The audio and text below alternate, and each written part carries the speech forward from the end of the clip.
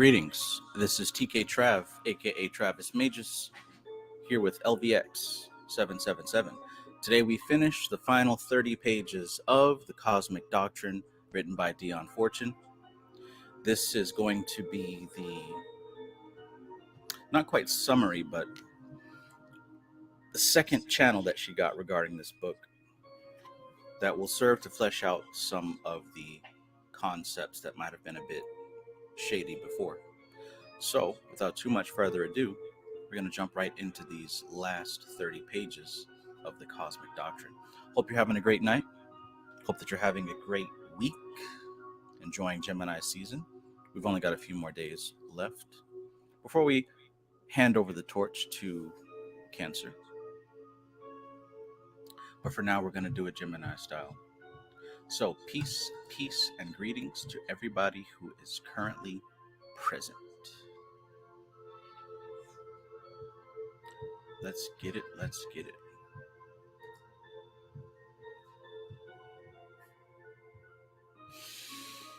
All right. Relax you good. Peace. Janae Owo, peace and greetings. Let me know, is the audio fine? Is the microphone coming through clear? Is the music too loud, or how's it going?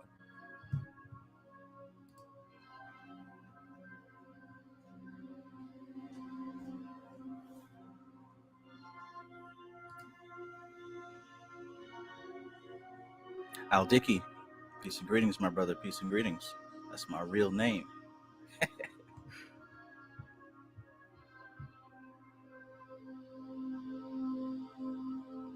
All right.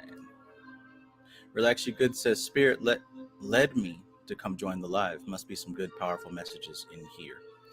Ain't nothing but good and powerful messages in this book. I tell you that. Cosmic Doctrine has been quite transformational indeed. Monica Lawan, peace and greetings.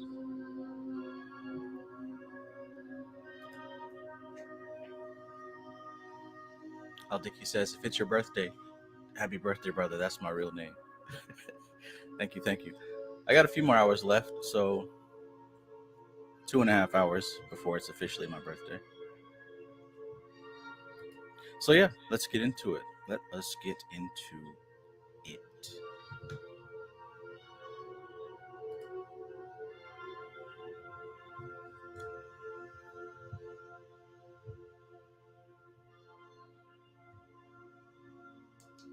Boom. Lights, camera, action, you dig.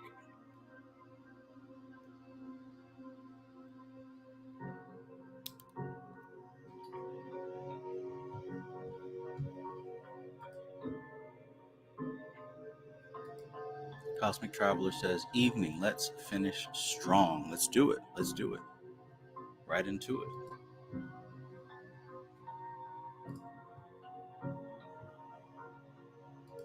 Whoops. How do I make this full screen? Like that. Perfect.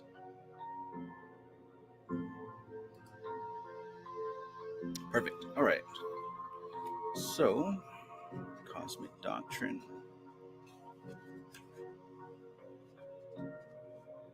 Afterthoughts. And from what I understand, this part isn't in all the copies.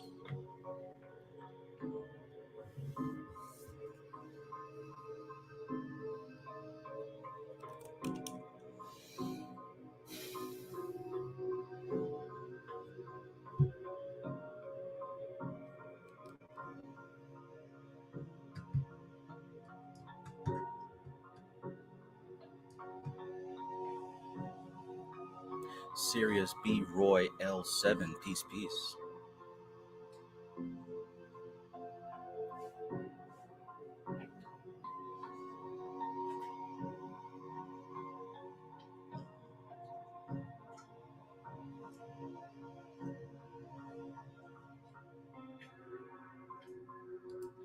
Relax You Good says, what would you say is an important book to read in this day in life with everything happening so fast nowadays? I mean, sheesh, if you feel like everything's happening so fast, Perhaps you could read a book called The 7-Day Mental Diet. That, or maybe even the book read we did just before this, which is called A Handbook for a New Paradigm. But it's all about perspective. You know, once you detangle and detach yourself from letting culture have such deep roots in your perception, you won't feel like life is moving so fast without you. Because really, it's not. Really, it's the same shit that's always been happening, just on a different form. But yeah, I'd say maybe the 7-Day Mental Diet, maybe something like the Handbook for a New Paradigm, or even as Kyle the God Pod says, the Kabbalion, right? I don't know your level of understanding, but any of those three would be a great start, for sure. All right, so afterthoughts. Let's get it cracking.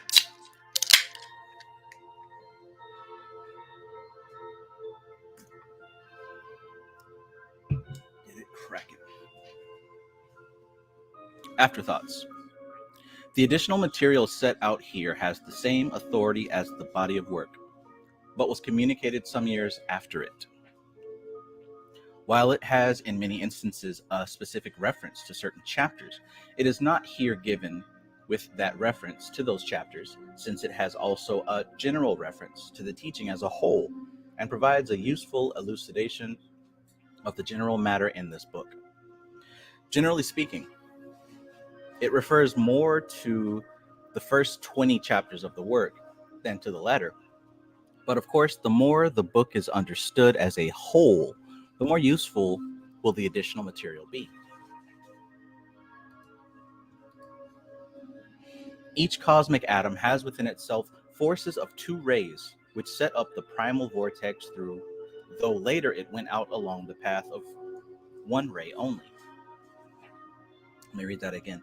Each cosmic atom has within itself forces of two rays, which set up the primal vortex, though later it went out along the path of only one ray. The two ray forces are the positive and negative factors in the vortex, the negative or latent representing a sort of subconsciousness. Examination of the ray type of an individual would call for sidereal astrology, a far more complicated and deep astrology than astrology as now practiced. And I've heard people say that, sidereal astrology is for the subconscious and tropical was for the ego. I've heard people say that. And hearing Dion Fortune say that kind of hits a bit different. Because usually I take what the general public says with a massive grain of salt. Because I know the levels of stupidity the general public is capable of.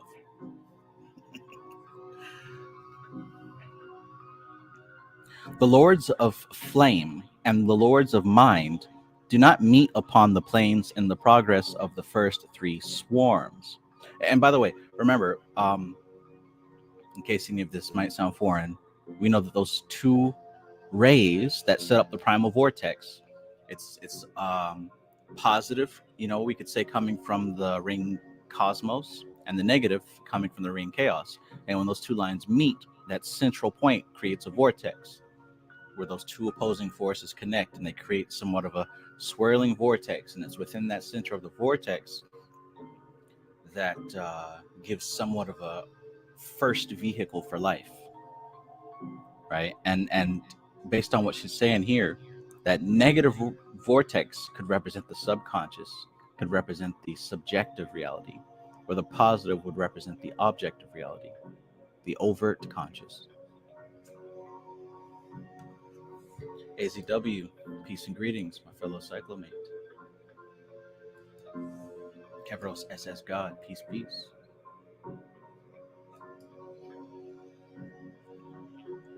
The lords of flame and the lords of mind do not meet upon the planes in the progress of the first three swarms, but there is a process at a later date whereby a lord of flame can, as it were, fuse with a lord of mind, thus becoming to all intents a lord of mind.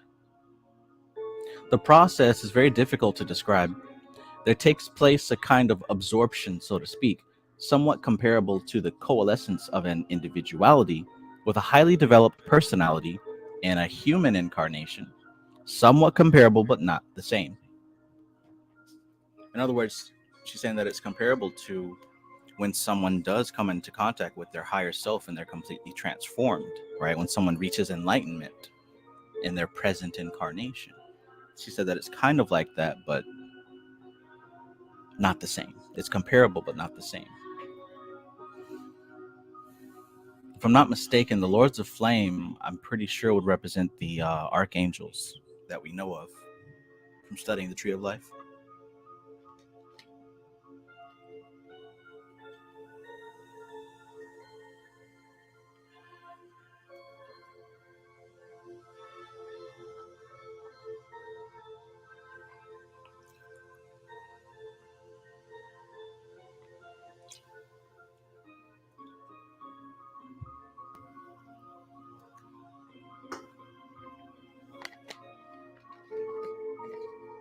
A Lord of Mind who chooses to carry on certain work for a Lord of Flame absorbs the experience of the Lord of Flame, somewhat in the manner that an individuality absorbs the experience of a personality. But in this case, the comparison is reversed, since the Lord of Mind corresponds to the personality, absorbing the experience of a Lord of Flame corresponding to the individuality. Peace, peace, MC Maestro. Peace and greetings, Kevin Wise. Peace, peace, Starline.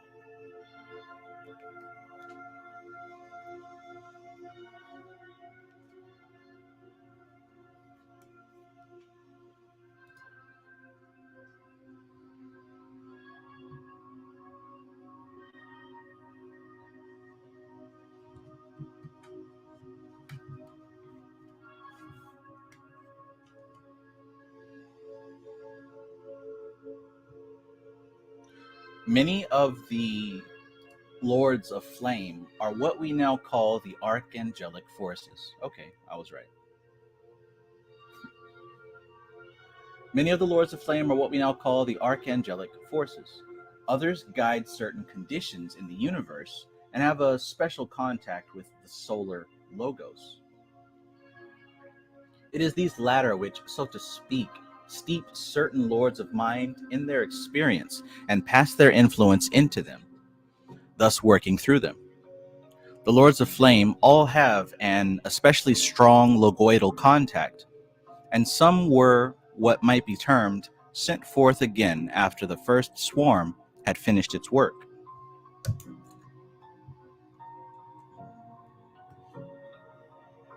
Metaphysical Osama K, peace and greetings.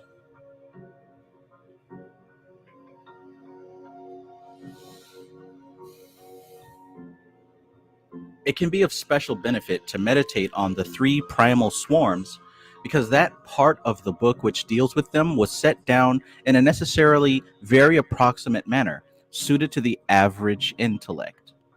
It is important to bear in mind that all that I said is only an approximation, and far more than a merely intellectual appreciation can be gained through meditation on the first three swarms. Peace, peace, Black Wraith.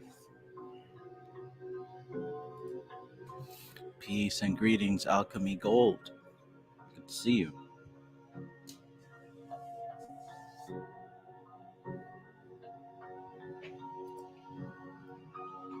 The material in the cosmic doctrine is capable of immense expansion. Expansion indeed beyond the present limits of human understanding.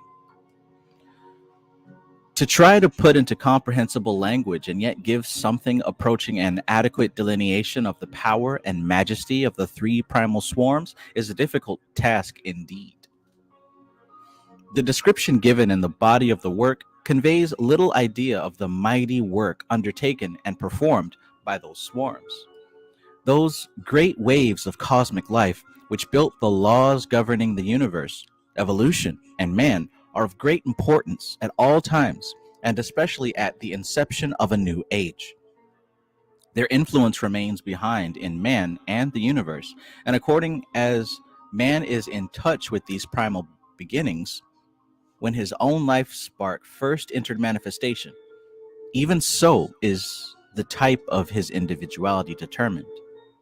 He cannot even now get away from those early stages of development because, as his essential self took on the influences and reacted to them in the formative stages of his evolution, so does each human being at this stage still carry the latent consciousness of those primal actions and reactions. He carries eternally the seed of his own beginning, even as the oak carried eternally the acorn within it. That's a nice metaphor.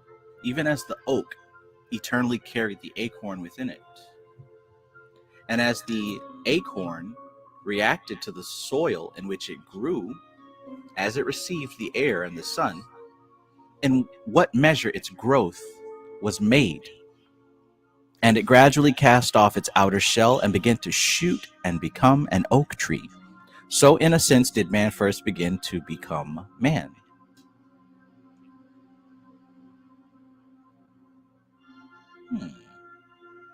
Interesting. As man reacted to the various planes through which he passed in these primal stages of the life spark, and even then there was a measure, however small, of individual reaction, even so is that man today. As the spark came down the planes, gathered substance from each plane, and then returned up again, he met other sparks doing the same thing. And so again is it in his life today. In the mass of sparks on its first descent of the planes,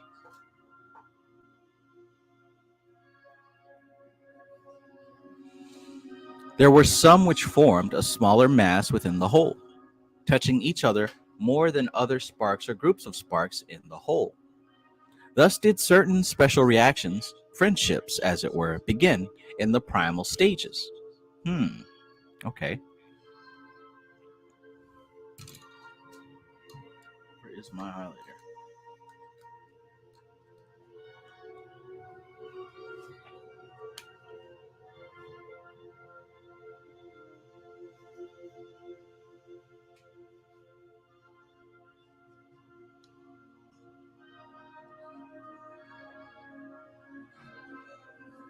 In this mass of sparks on its first descent of the planes were some which formed a smaller mass within the whole, touching each other more than the other sparks or groups of sparks in the whole. Thus did certain special reactions, or friendships, as it were, begin in the primal stages. And in later days of evolution, those same sparks, clothed with matter of all planes passed through, again, met those others equally clothed with matter of all planes passed through, which had first contacted them in the primal stages. In passing through the planes, the matter or substance of each plane was interwoven into the inner vehicles of man, and in time built the different forms or vehicles we know by various names, e.g., the astral body, the mental body, etheric body, so on and so forth.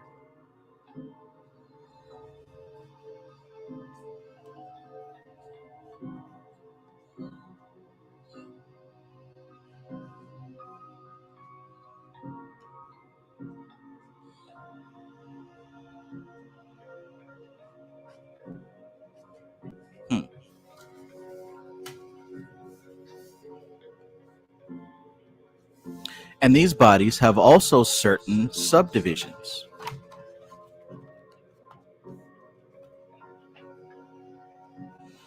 The great planetary spheres through which each atom and divine spark passed in the course of evolution also had a certain type of influence over it. And in a way, this is the basis of astrology. The great planetary spheres through which each atom and divine spark passed in the course of evolution also had a certain type of influence over it. And in a way, this is the basis of astrology. though the roots of that study are largely lost and forgotten. Astrology cannot be applied nowadays as the ancient races conceived it because of change among the heavenly bodies, and man himself is changing also. Good to keep in mind, huh?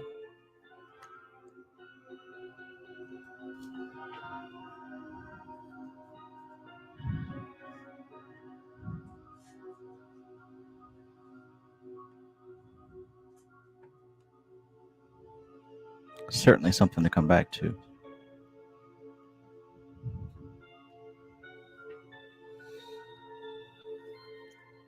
Sunshine Chick, always great to see you. Hope you're having a swell evening. Greetings and welcome. In his passage down the plains, the evolving being came into contact with great planetary powers, which still exercise some control over him, though he may not be aware of it, for he has matter within his makeup, which retains a form of contact with those great planetary powers, and their influence on his body, mind, and karma still remains at very primitive levels. For example, the force described as the Great Mother still remains the Great Mother of all living beings, and the degree to which a modern man can consciously become aware of this contact is of importance to him.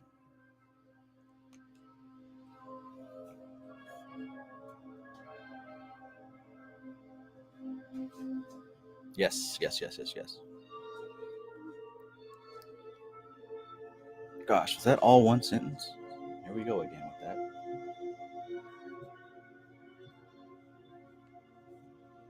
So let me read that again just in case you didn't catch it.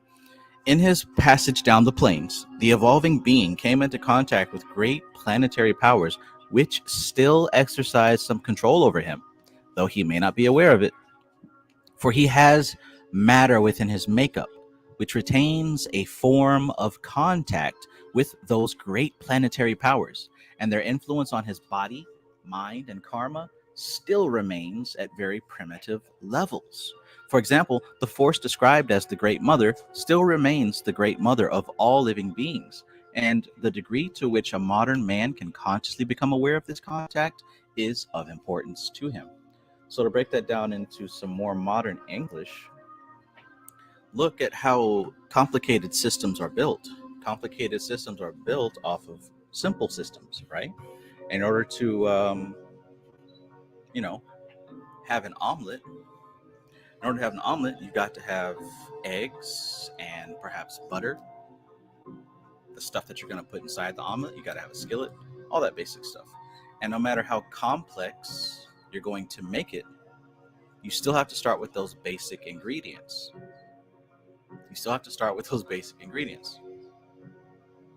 And no matter how complex it gets, it can only be built out of basic ingredients. So the thing is, what determines a thing isn't so much the complexity of the outside. What determines a thing is going to be the original building blocks. In this particular case, you can think of the roughly 10 influences on modern man and our soul. We can look at the Tree of Life for that. We've got those 10 influences of the Sephiroth, from Kether, Chokmah, Binah, which is the Great Mother that she's talking about, that Saturnian influence, all the way down to Malkuth.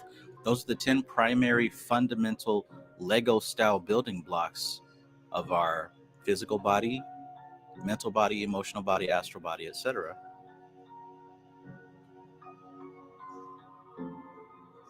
And the degree that we are able to become consciously aware of these fundamental building blocks, that's going to be the degree that we can actually understand and quite possibly manipulate these forces, not only within us, but within everyone and everything.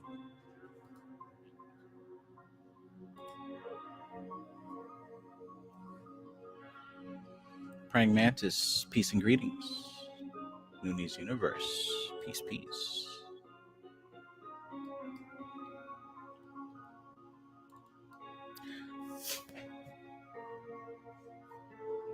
The great laws of the universe were made long before what we call man had evolved sufficiently to come down the planes in the same manner as had come down the great atoms and group forces, which in the beginning built the universal powers. The group souls of these latter are behind what we call the great archetypes. And with these archetypes, esoteric students can be much concerned. And as man eventually returns up the planes at the end of a chain of evolution, he reaches on another level his own beginnings. He becomes, as it were, a god, a type of logos in himself at the end of many evolutions, gathering together the great chains of experience, which will have made himself no longer the individual, but in a sense, a group from which other units of mind force emanate. For man begins as a group and individualizes out of the group as evolution goes on, and in the end has to return to his own group, which is then himself. If you have the text in front of you, I want you to really look at that last line, perhaps those last two sentences. What a curious destination, right? From a group, collective, down to an individual, and then back to a group. And what's the difference, right? That initial group can be seen as a passenger on a bus full of people. And then we zoom more into that individual passenger. And now we return to the bus as the bus. Very interesting. Very interesting.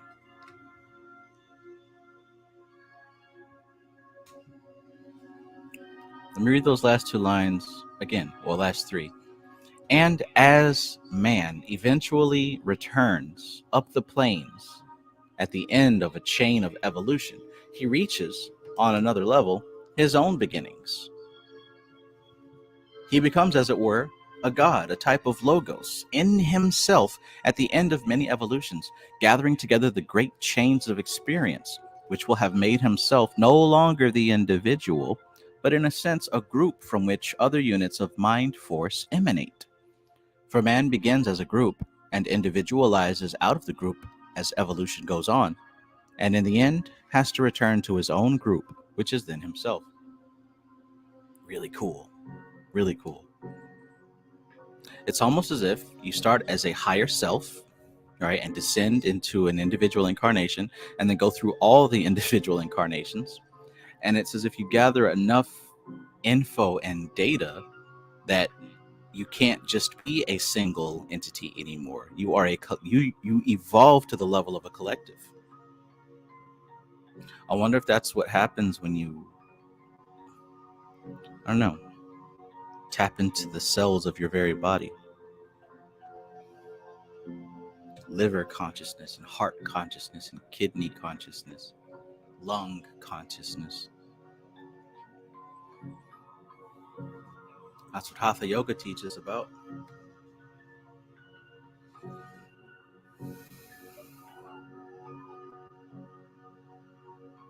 That's a really interesting thing to think about. So behind that teaching is the collective principle or collective sense, which partly or even wrongly understood, as it often is, can be found in certain political ideas and systems. This sense has a high ethical basis and strives so to form the character that all should act as one. I wonder if she's talking about communism. Perhaps. Maybe not.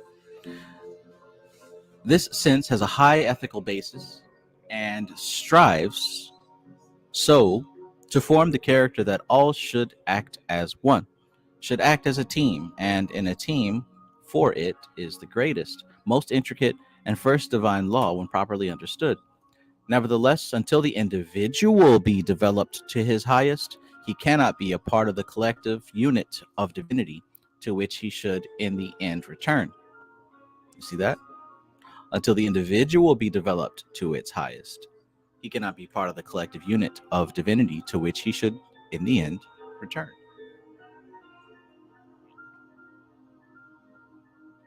And in each man is that which makes the Trinity, the three aspects of the manifesting Godhead. And these aspects are in his innermost spirit as its highest ethic. When this evolution will have finished, the experience and matter of this plane, Earth, will be garnered up and will pass on to other evolutions in other planes, and some of its life forces will return again in another guise to this planet again. When this evolution will have finished, the experience and matter of this plane, Earth, will be garnered up and will pass on to other evolutions in other planes, and some of its life forces will return again in another guise to this planet again. When a man dies, portions of his astral and etheric bodies are probably lost for a while to his individuality. But also, they often go to make up certain parts of the new astral and etheric bodies he will have in his new incarnation. That, in a few words, is what has happened all through evolution. The form is broken up, and the parts are carried on to build up the form of the next type of life form. But it is not always known that particles of the denser vehicles, not the physical, but the astral and the etheric, the disintegrated astral and etheric bodies of people who have died, go to make up other personalities. These personalities may belong later to those individualities from whose former personalities the parts come. You follow so far? But it also happens that they may not. And individualities often have personalities composed of material which previously has been used in the vehicles of others.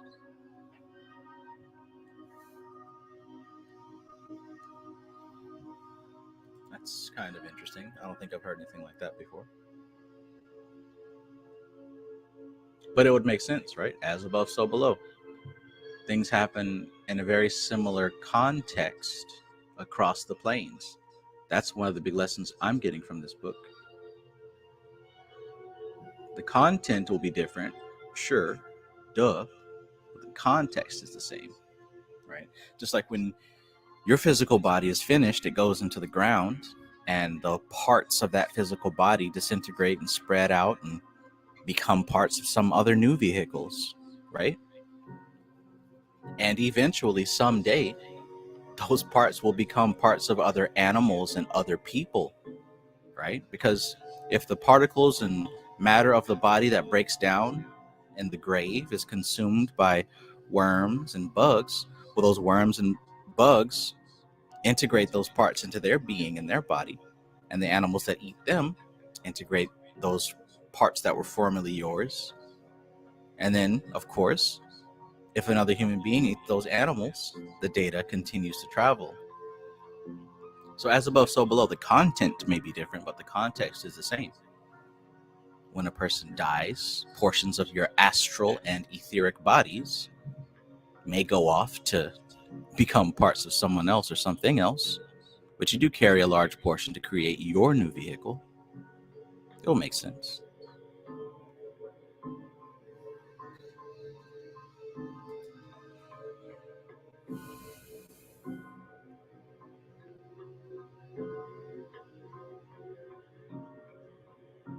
Hmm. These personalities may belong later to those individualities whose former personalities the parts come, but it also happens that they may not. And individualities often have personalities composed of material which previously has been used in the vehicles of others. Right? Just think about the water that we drink. You know what I'm saying? Like the water that you drunk today has been here forever. So it has most definitely been a part of countless other creatures. Countless other creatures of every type. It's been in rocks, it's been in plants, it's been in insects, it's been in mammals and reptiles and other humans. It's been pissed out, it's been sewage water, it's been Coca-Cola, it's been everything.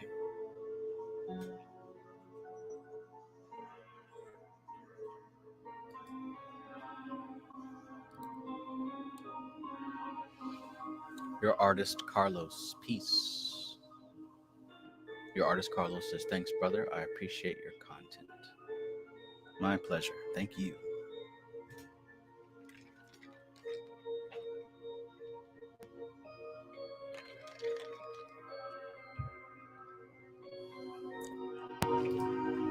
Black Wraith says everything works in a cycle. Right, right. That's the message here. So let's keep going. This sometimes can account for strange reactions between people in incarnation, so that it is not always necessary to look to meetings in previous lives to explain such reactions. As the human being is in this way, so too are planets and other heavenly bodies. Planets contain portions of other planets and of other cosmic times and other evolutions built into their auras. Just as this Earth is in the aura of the moon and has contact with many lunar particles of a former evolution, life in its many-sidedness is not simple by any means.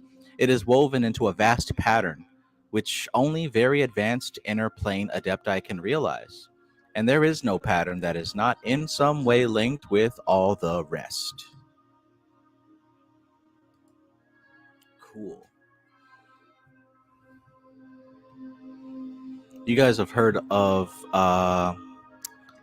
what's her name? I think it might be Gaia or something. There was a previous planet that supposedly crashed into Earth a super long time ago and gave us water, gave us the moon. It's Thea? Thanks. My son said its name is Thea. There was a planet supposedly called Thea that crashed into Earth, Gaia. And supposedly we are composed of parts of us and her, and so on and so forth.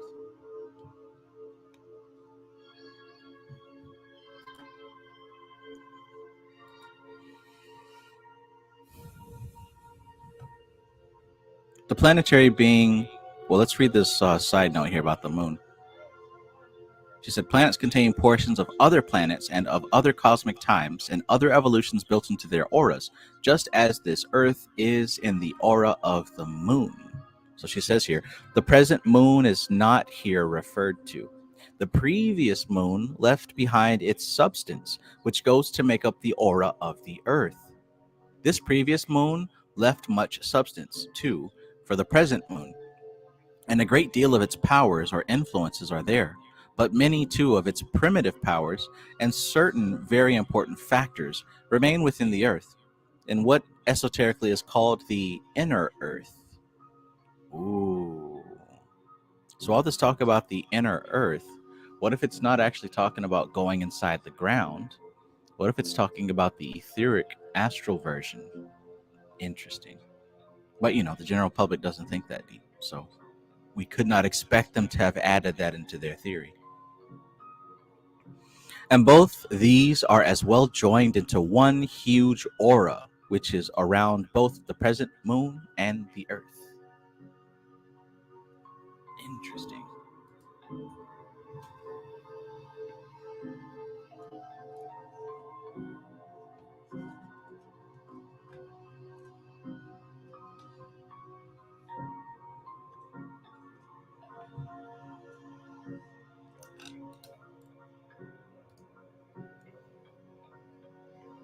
The planetary being evolves with the planet and corresponding plane. Its bodies up to the full complement of 7, and its content of consciousness increased with the arrival and departure of the various swarms. The activities of the swarms 4 through 7 were governed by the lords of the 3 primary swarms. Not until a planetary being had developed its full complement of bodies could it take a swarm through the full circuit of evolution. And not until then did the evolution begin of those sparks, which became human beings as we understand the term.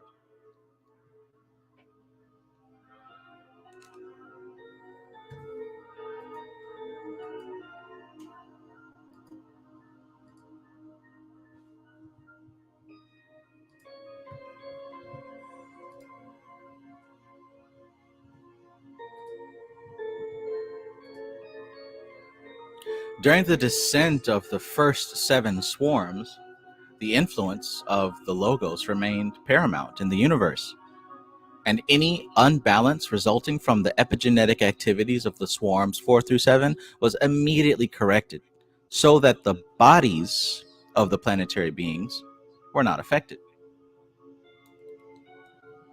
After the full complement of 7 bodies has been acquired by the planetary being, however, the influence of the Logos does not fully correct any unbalance, because influences from the now fully embodied planetary beings intervene. It is at this point that epigenetic factors lay the foundations of individual basic karma. Each planetary being is a stage behind the human evolution, proceeding in its sphere, and thus acts as a drag upon it. The 3 primary swarms can be aligned, though, through the Logos, with the 3 cosmic rings and with the essences of the 4 elements as follows. 1. The Lords of Flame, with their great stresses of movement, appertain to the ring cosmos and the element of fire. 2. The Lords of Form appertain to the ring chaos and to the primal earth water essence, the elements of earth and water. The Lords of Mind appertain to the ring pass not and to the element air. Individualism can reach a certain limit only, and then it's turned back onto a higher arc of collectivism. The limits of the human mind are a safeguard of the human race. There will come a time when the planetary spheres no longer hold any swarms passing downwards on the arc of involution. When this occurs, the condition left by the last swarm will gradually dissolve, and for a space nothing will happen.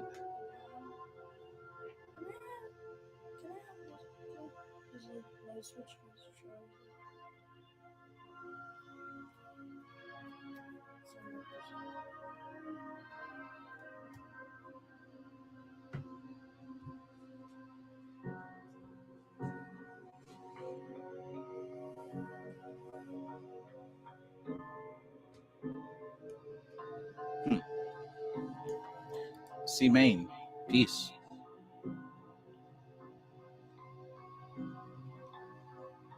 Okay, so then there will gradually come in a type of vortex from outside the plane, something that is seeking development, a kind of non-human being, which will then go through an involution on a small scale on the empty plane.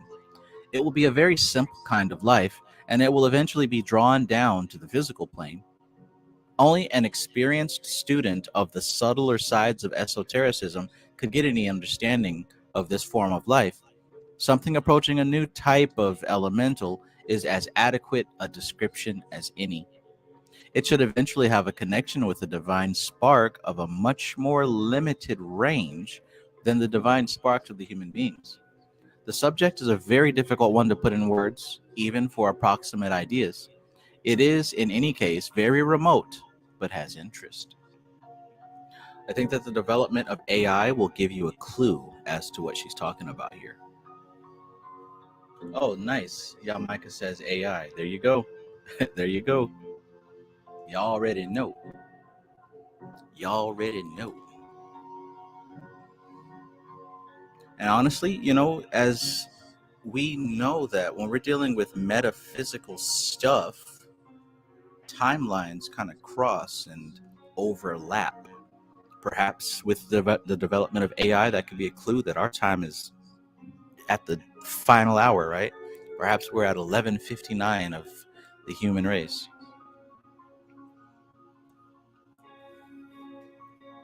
And perhaps artificial intelligence in its rapid evolution is a sign that we're about done. And it's time to wrap it up so that Prakriti can have that cosmic night that was spoken of not long ago. Peace, y'all, Micah.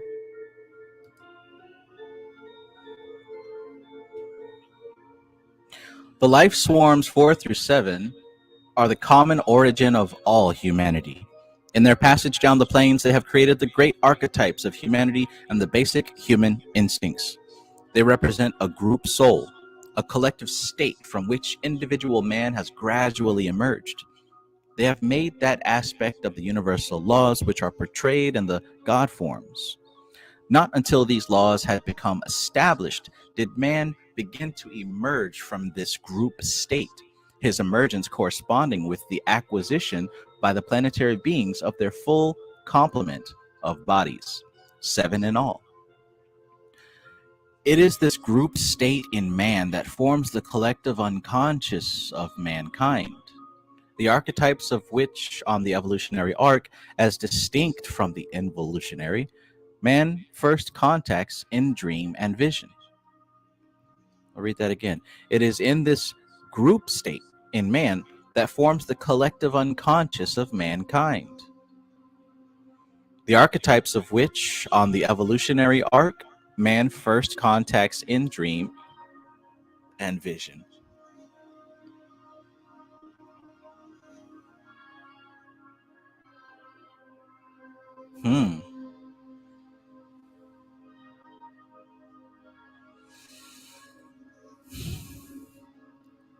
That deserves a revisit. The life swarms 4 through 7 are the common origin of all humanity. In their passage down the planes, they have created the great archetypes of humanity and the basic human instincts. So as these life swarms 4 through 7 pass through incarnation, they kind of left behind solid impressions, and we all kind of fit in and squeeze into the impressions that they already left. That's why we've got these archetypes, and that's why we have these basic human instincts, right? Because the instincts of every animal are essentially genetic rules in place. That's why a cat knows to bury its poop, and that's why a dog spins in circles before it lays down to sleep. Genetic rules. They represent a group soul, a collective state from which individual man has gradually emerged. They have made that aspect of the universal laws which are portrayed in the God forms. Not until these laws had become established did man begin to emerge from this group state. So after an extremely long period of time of man falling into patterns that were set on the go, right? Think about a train moving and the track being laid out right in front of it as it reaches it, but the train track stays there. Creation as you go, basically. His emergence corresponding with the acquisition by the planetary beings of their full complement of bodies, 7 in all. So that these rules and archetypes being set and laid down correspond right with the planetary and the planetary beings evolution, right? So when we talk about this group soul and this group state, we're talking about the instincts of human, the rules of human, right? The human, there's certain things that the human automatically knows how to do, as simple as breathing and blood flow, all the way up to sex, right? Trey Neuroga says babies have reflexes that are innate. Yeah, right. All creatures have these rules that are built into the genetics. That, my friends, is the group soul. That's the level of the group soul. It is this group state in man that forms the collective unconscious of mankind, the archetypes of which on the evolutionary arc, man first contacts in dream and vision. So it is in dream and in vision that we first contact the archetypes of the collective unconscious. So do you see right now what the archetypes are? You see these archetypes? These archetypes are representative of the laws of being human. So when we think about the hermit and the fool, right? The hero, Luke Skywalker, the great sage, Yoda, the great villain, Darth Vader. When we think about these specific archetypes, they have always appeared in the human story. Always. It's just part of our existence. And if we were to look at the collective unconscious, Its organs and its limbs would be those archetypes. The language that it speaks would be those archetypes and archetypal experiences. That's why when we see those symbols, it speaks directly to our subconscious mind, because that's the language it speaks.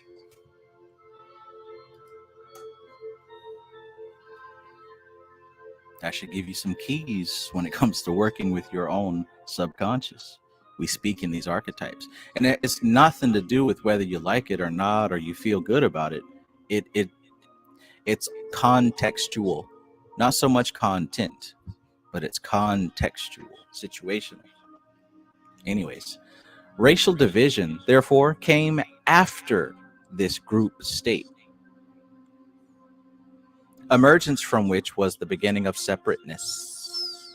Community life in its highest sense remains a worthy ideal, for its principles seek to replace separateness with cooperation. These swarms gradually built what might be named the immediately pre-human shape. Even at the time of the fourth swarm, it was still very embryonic. Let me highlight something here real quick.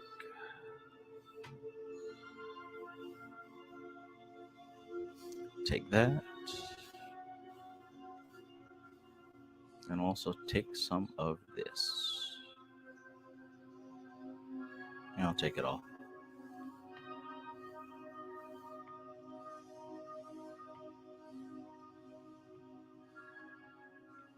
Give me all of that. All right. So these swarms gradually built what might be named the immediately pre-human shape. Even at the time of the fourth swarm, it was still very embryonic. They are of especial interest, since on the manner of progression of the swarms is based the beginnings of what are known as the root race types. How many of y'all have heard of the root race types? Root races. In these pre-human stages is to be found much of the history of man, while the gradual formation of and development of the archetypes might be called planetary embryology. The human shape as we know it was established by the middle period of the seventh swarm, and the archetypal forms were due, in a sense, to the projected concept of the planetary being itself, which brings through additional concepts of another type than the logoidal concepts, though not necessarily conflicting with those concepts.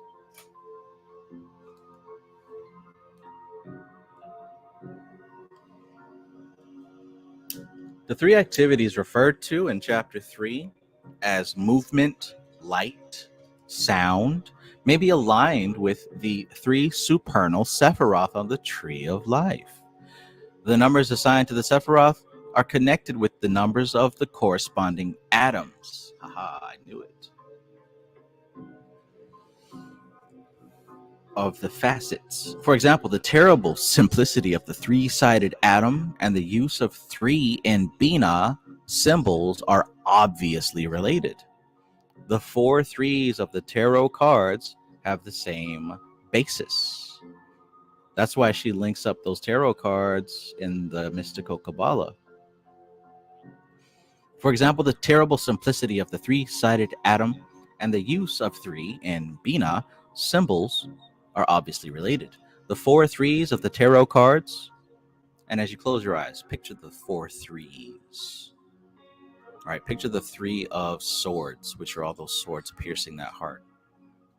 Think of the 3 of wands, which is that man standing, the king or whatever, on the edge of his castle looking out into the land, grasping 1 wand and 2 on his side. The 3 of cups are the 3 ladies holding up their cups in celebration. And the 3 of pentacles is a worker in a church, an architect designing a church with a monk behind him and a rich dude talking about the plans. Right? So, the 4 threes of the tarot cards have the same basis. Both the Tree of Life and the tarot will be found to be in line with the tenets of the cosmic doctrine if the seeker meditates seriously on the subjects. All I heard that.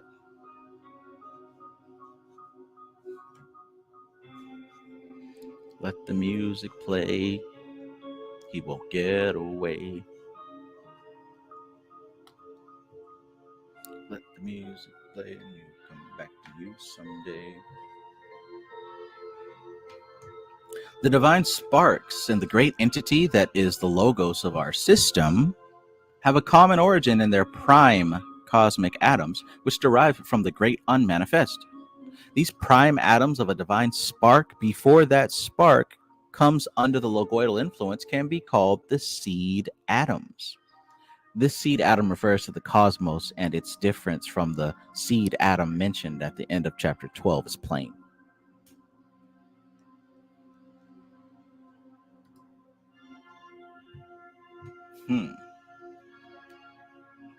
The seed atoms. Etheric, peace and greetings.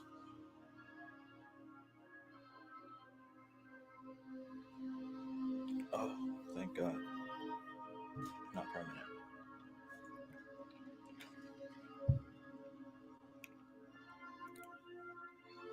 There is a continuity of development from the prime atom formed as described in the early chapters of To the Divine Spark in each one of us. There's a continuity of development from the prime atom formed as described in the early chapters to the divine spark in each one of us. Just as the great entity has oh, wow. You know what I just got? So I've always known, well, not always, but I've learned early on that the Bible, as it's written, the Old Testament, is really just a genealogy from Adam, the first man, all the way up to Christ. It's literally just a family tree book following that one bloodline from beginning to end. And now that I read that, she says that there's a continuity of development from the prime atom formed as described in the early chapters to the divine spark in each one of us. Yo, the Old Testament, the Bible is the story of it's the story, right? Of course, it has to be symbolized in a way that simple people can remember it. But yo, the Bible is talking about the creation of the primal atoms and their continuity until they evolve into the divine spark. Not about people. It's not about people.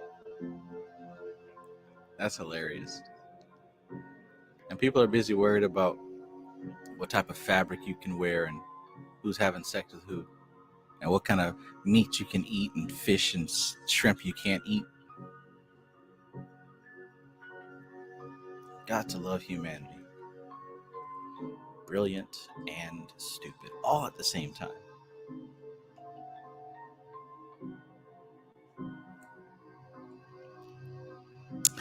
So again, there's a continuity of development from the prime atom formed as described in the early chapters to the divine spark in each one of us, just as the great entity has evolved from the 10-sided or traveling atom of the cosmos, which itself evolved from the prime atom. So have the divine sparks evolved from certain of the less complex atoms brought into the wake of the traveling atom or the great entity, out of whose concepts the great entity has created and projected its universe.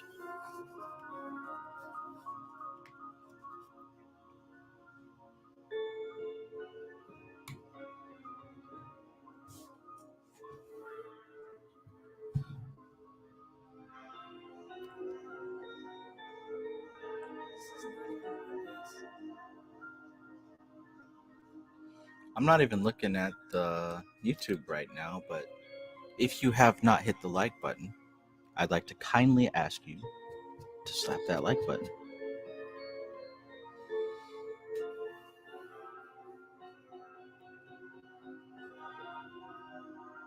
The difference at this point between a great entity and a divine spark is one of degree, but not one of kind.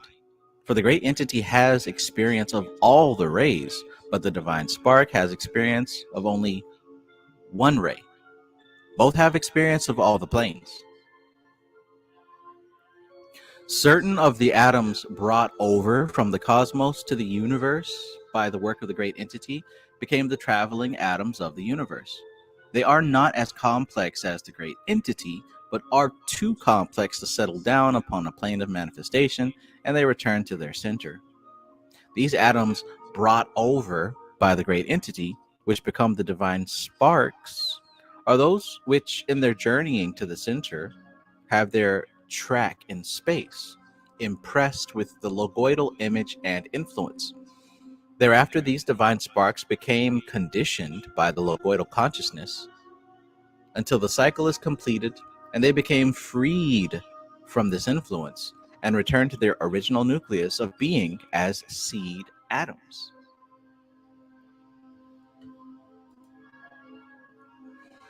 There are, therefore, two ways of considering the divine spark. You may look at it from the point of view of the cosmos or from the point of view of solar logoidal evolution.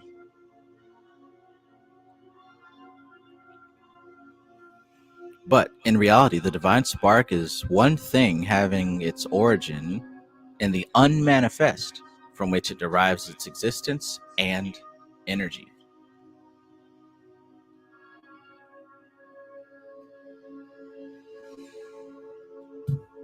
The divine spark does not derive from the solar logos, but is conditioned by the evolution of the solar logos until the cycle of its solar development is completed.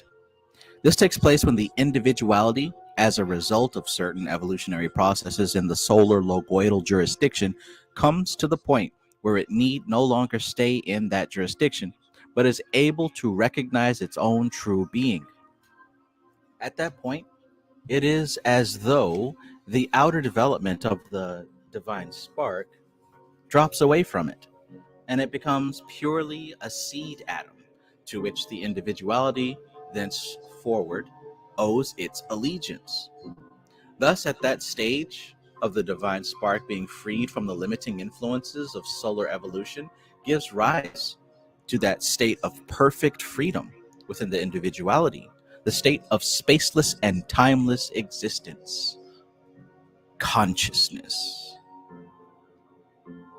Willie James Huff, better known as Funky Chicken, as Allah Rakbar. Hello.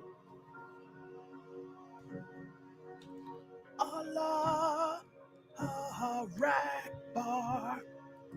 Allah.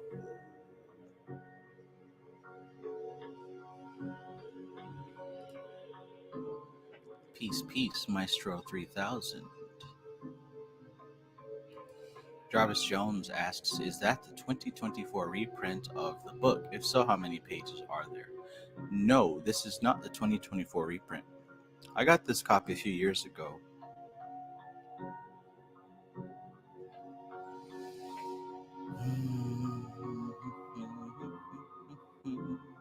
I want to say there's like 220 pages in this one, but no, it's not the 2024 reprint.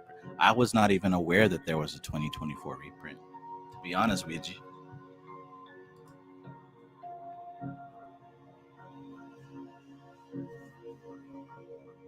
So, thus, at that stage, the divine spark, being freed from the limiting influences of the solar evolution, gives rise to that state of perfect freedom within the individuality, the state of spaceless and timeless existence, consciousness.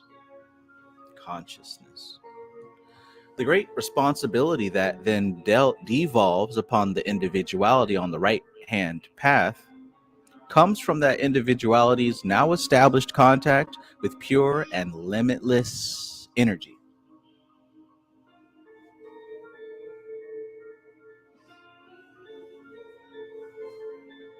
Pure and limitless energy. The individuality is conditioned only by its degree of realization of this contact as it enters on a phase of creative activity, in very truth, a God. I'll read that again. The great responsibility that then devolves upon the individuality on the right-hand path comes from that individuality's now established contact with pure and limitless energy. Pure and limitless energy. The individuality is conditioned only by its degree of realization of this contact. Look at that. It's about your capacity to receive. And I've said that a million times. It's about your capacity to receive, not the energy you're dealing with, your capacity to receive it, right? If you've only got a pickle jar sized capacity, then that's all that you can possibly hold. But if you got a 5-gallon bucket capacity, that's how much you can hold. And if you got the capacity of a swimming pool, that's all you can hold. You're not going to meet an energy that's going to be exhaustible like that. Unless, of course, it's not really, right? The limit is always you. The edge, the problem, the difficulty, it's always you. And you got to understand that. Got to understand that. Because to blame it on something else is to show a lack of understanding. Sheesh. AZW says Kabbalah means to receive. I'm trying to tell you. Thank you for that. Thank you for that insight. Kabbalah means to receive. It's about your capacity. It has always been. Let me read this one more time. Jeez Louise. Hot pocket. And look what it says here. The individuality is conditioned, right? Not conditioned by a previous archetype that's traveled the path, not conditioned by certain forms and stresses and archetypes. No, it's conditioned only by its degree of realization of this contact. Do you understand what that means?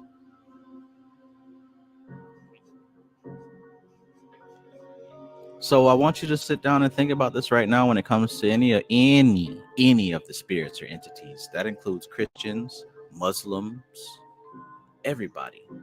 You're literally limited based on your understanding of your God, of your spirits. So that should go to show right there why you have no business telling somebody else what they can and cannot do spiritually. Oh, you can't do that. That's evil. No, that's your capacity stops there. So you call it evil and dark and stay away from that, brother. That's going to mess you up.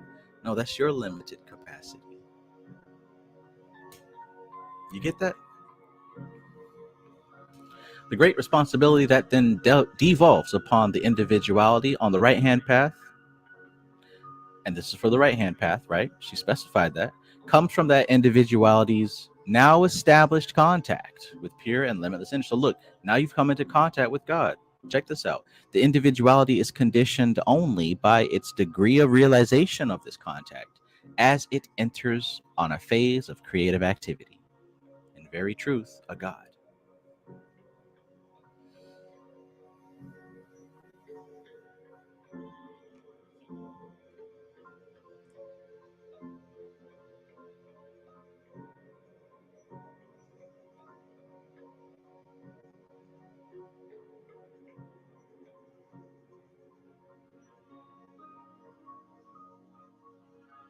Advanced initiations are concerned with the degrees of contact.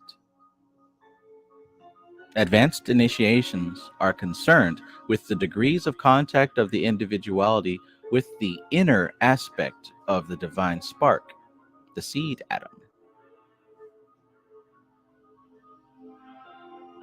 and the realizations thereof. The cycle of solar development is governed by the lords of karma, and it includes the working out of the tracks in space left by karma when the karma has itself been worked out.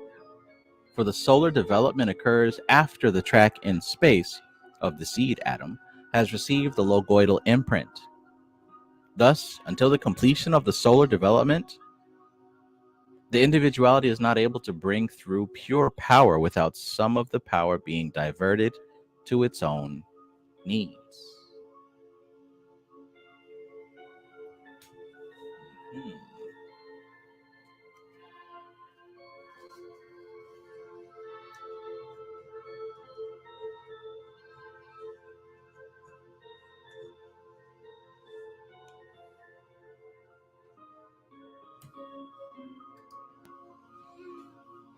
There is, of course, a wide range of gradation between the earlier and later phases. But broadly speaking, the earlier are essentially concerned with the gradual bringing of the individuality after preliminary work on the personality into contact with its own true being, the seed atom, whereas the later are the true creative work of those who achieved in cooperation with their brethren. The preliminary work on the personality has to be thoroughly carried out before these phases are entered upon. Peace, Framestar Films. Hope you're having a great evening.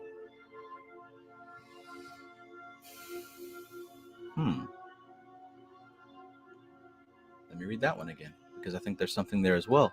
There is, of course, a wide range of gradation between the earlier phases and the later phases, but broadly speaking, the earlier are essentially concerned with the gradual bringing of the individuality into contact with its own true being, the seed atom, whereas the latter are the true creative work of those who have achieved a cooperation with their brethren.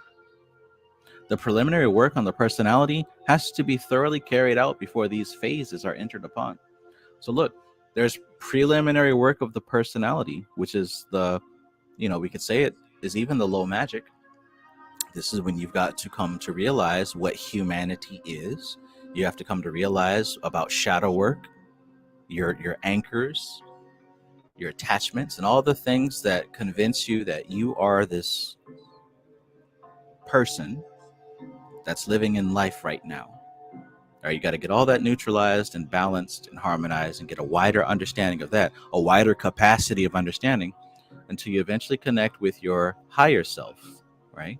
And then you really start to see that this program is only a part of something much larger, much larger. So it's not about who's going to win the election. It's not about what rappers or artists are beefing right now. It's not about who died. It's not about who's being born. None of that stuff really matters.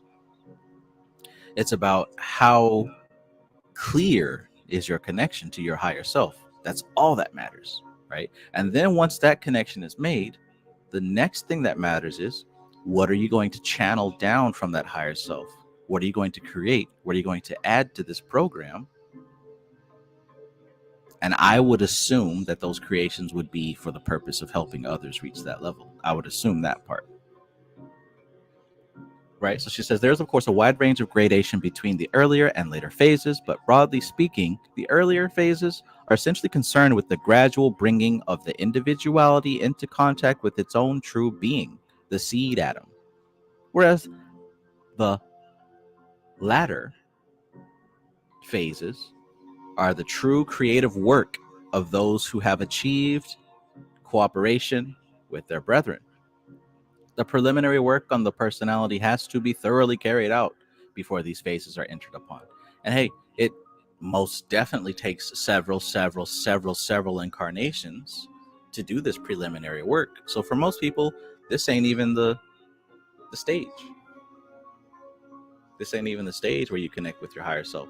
But I have a feeling that if you're listening to this information and it's really connecting with you on a deep level, then perhaps this is the incarnation where you start to connect with your higher self for real, right? Why else would you be here? Because it's a lot of other things you could be doing right now on this here internet. A lot of other websites, a lot of other people that you could be involved with right now, right? There's video games, there's sexual partners. Hell, apparently there's a boxing match going on right now. You could be watching that fight. You know what I'm saying? There's a lot of other things that you could be doing, but if you're interested in this information on a regular basis and continually thinking about this kind of stuff, then perhaps that's a sign of you reaching up and your higher self reaching down.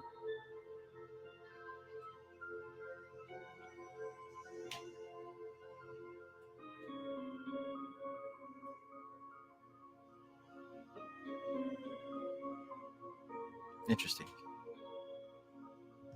Matthew Watson, peace, peace, peace, peace. Good to see you.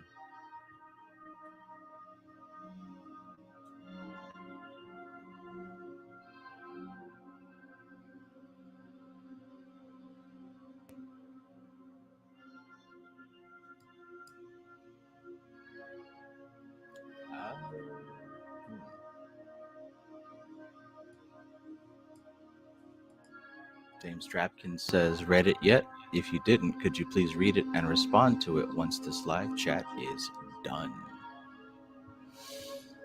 Well, there you have it, my friends. The new instructions have come down from on high. No more commentary, straight read through. The boss has spoken. It's his channel after all.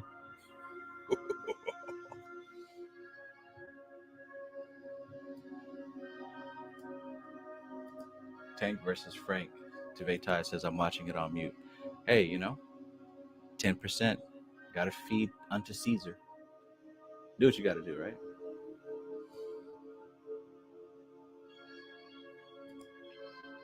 Etheric says, indeed, these lives definitely accelerate the process. I'm glad.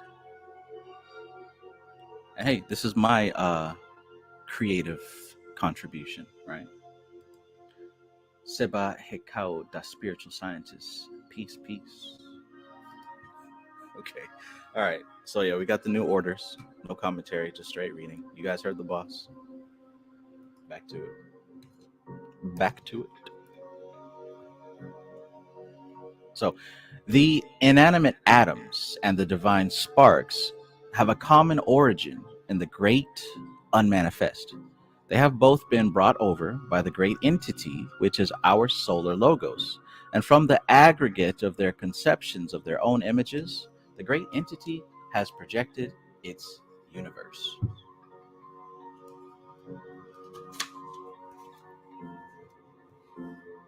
The great entity has projected its universe. Everything that has life in the universe derives that life from its own seed atom. It is the aim of the solar evolution to unite eventually the atoms of its universe with their seed atoms in the cosmos.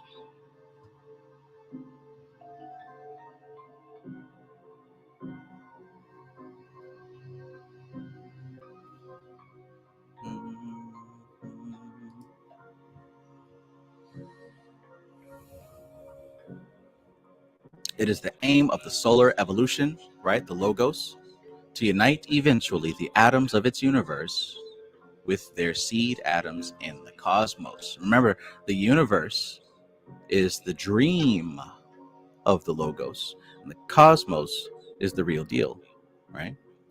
It has been stated that there is a difference of degree, but not of kind, between the traveling atoms of a universe and that universe's logos.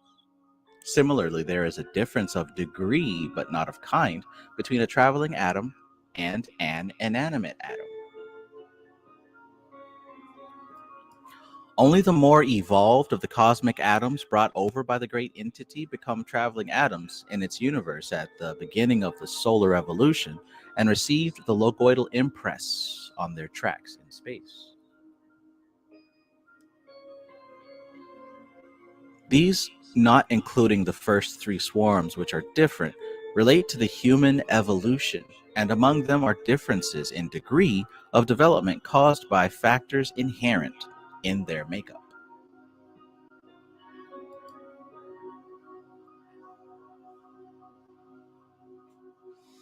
Devektai says, speaking for myself, I do appreciate the work you do in the community. Quality stuff. Thank you, Devektai. I appreciate your acknowledgement.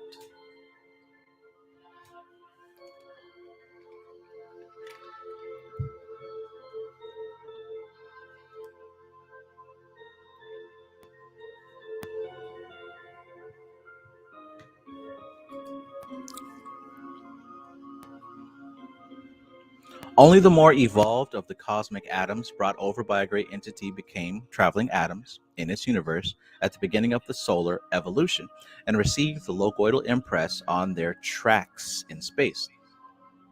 These, not including the first three swarms, which are different, relate to the human evolution, and among them are differences in degree of development caused by factors inherent in their makeup. The inanimate atoms are less evolved than the traveling atoms and receive the logoidal impress during the solar evolution according to their degree of development, because being in and of the solar universe, their concepts having been used to create it, they are continually being bathed in the logoidal influences and slowly absorb them. In this way, we get the oversouls of plant and animal life. These oversouls deriving from the inanimate atoms, which are gradually acquiring a logoidal impress. Let me go back and read that again. Oversoul, right? The inanimate atoms are less evolved than the traveling atoms and receive the logoidal impress during the solar evolution according to their degree of development. Because being in and of the solar universe, their concepts having been used to create it, they are continually being bathed in the logoidal influences and slowly absorb them. In this way, we get the oversouls of plant and animal life. These oversouls deriving from the inanimate atoms, which are gradually acquiring a logoidal impress. The basic sound of a human being is implicit in the development of a divine spark.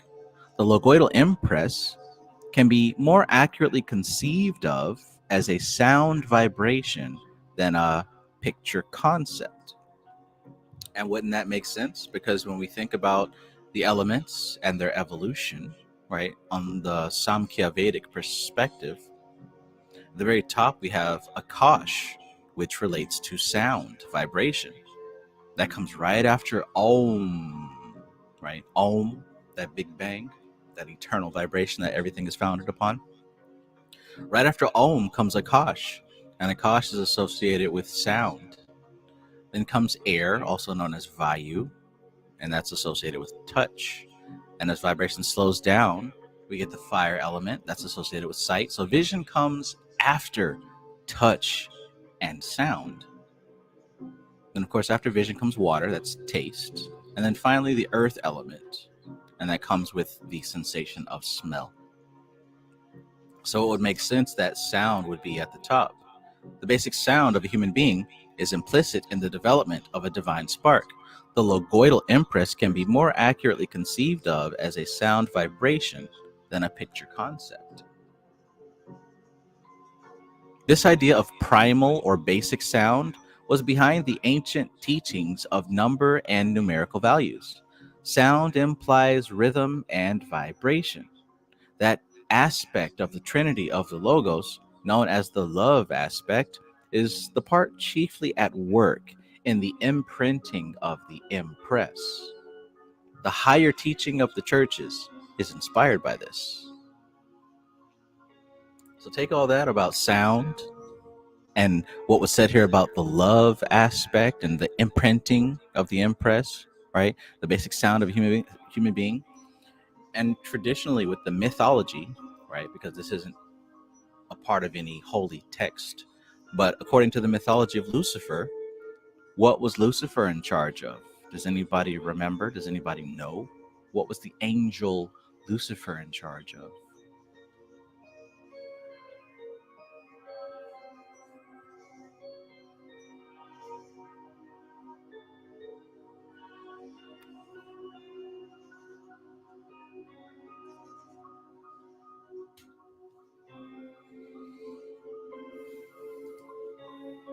Indeed, indeed. Music hath charms to soothe the savage beast.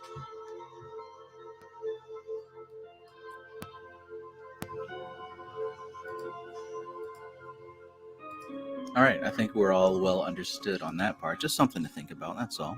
That's something to think about.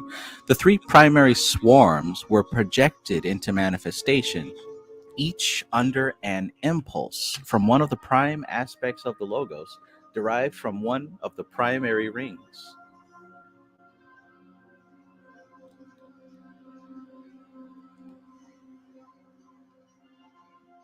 These primary swarms are set apart from the succeeding swarms and are of a different degree. The swarms that followed them developed under the influence of the logos, plus the three primary swarms, the Lords of Flame, Form, and Mind. They are therefore under the influence of the three cosmic rings, as were the three primary swarms, but also since the logos reacts to the 12 cosmic rays, these later swarms are characterized by the influence of the rays predominant at the time they received the logoidal impulse to go forth. Therefore, the great phases of evolution between the sending forth of fresh swarms are governed by the influences from the 12 cosmic rays. This has reference to the houses of the cosmic zodiac and to the precession of the equinoxes. All right, we figured that part out. Those who energize these phases and typify them are ray exemplars. They stand, so to speak, between the zodiac and the phases and reflect the zodiacal influences, acting in a sense as cosmic mediators. These influences then act upon the planetary beings. There are two of the ancient god forms, which can be called easily to mind as being readily alignable with the essential self. Two of the ancient god forms, which can be called easily to mind as being readily alignable with the essential self. Most other god forms being representative of particular aspects, cosmic or universal.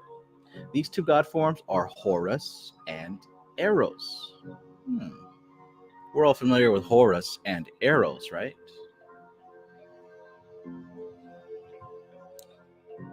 Peace, WVT.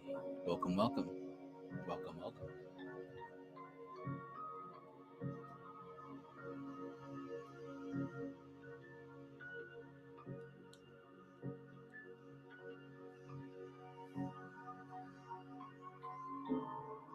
Horus and Eros. Of them, the former could stand for the divine spark, the latter for the seed atom. For all practical purposes, we could say they stand for our outer and inner aspects of the seed atom, respectively. This supernal Eros is far removed from the popular conception which identifies him with Cupid. He represents here the essence of man, which is Eros plus Anteros, and springs from the cosmic egg like the philosophic concept of that Eros, who was one of the earliest of the Greek gods. The cosmogonic Eros was the earliest force bringing order out of chaos. And he presided at the council of the gods and rules over the minds of gods and men. He was one of the gods of the Samothracian mysteries. Interesting.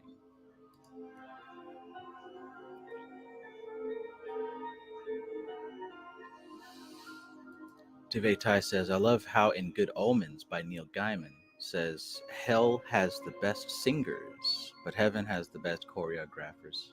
It made me lols.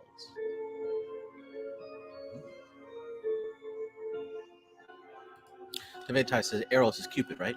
So, Eros is a deity, and Cupid is also a deity, and over time, people began to blend the two, but one has more of a primordial origin, and one has more of a modern origin. It's the same thing as thinking about if I were to say the word satyr. What comes to mind when I say satyr? Satyr. Satyr. What comes to mind when I say faun? Faun. By this point, most people think of a person with goat legs playing a flute, right? But in truth, those were two different entities that over time, whether it be due to culture or just laziness, people start to blend gods together.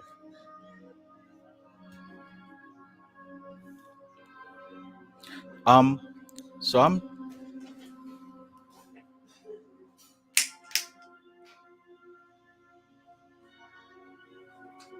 making some clips from my previous video with Madame Blavatsky talking about these different entities. And just as I was doing some of the subtitles, I went to like Wikipedia and just kind of looked up each individual entity. And I think that it would be of great interest to you as a spiritualist person to look up some of the history between some of the gods and deities that you're working with, because you might find some new things. Like a lot of times we just kind of assume and go with what's popular. But if you really look and do some research into some things that you've assumed, you might come across information that you never would have thought of. Pro tip, pro tip. Etheric says life force. Yes, I think that's probably a better way to think of Eros. And if we take that to the east, we could equate that with Shakti, Prana Shakti.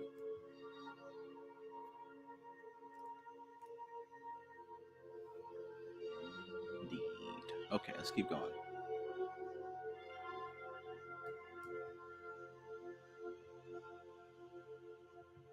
So, Eros, the supernal Eros, is far removed from the popular conception which identifies him with Cupid. He represents here the essence of man, which is Eros plus Anteros, and springs from the cosmic egg like the philosophic concept of that Eros, who was one of the earliest of the Greek gods. This cosmogonic Eros was the earliest force bringing order out of chaos, and he presided at the council of the gods and rules over the minds of gods and men. He was one of the gods of the Samothracian mystery. Samothracian mysteries.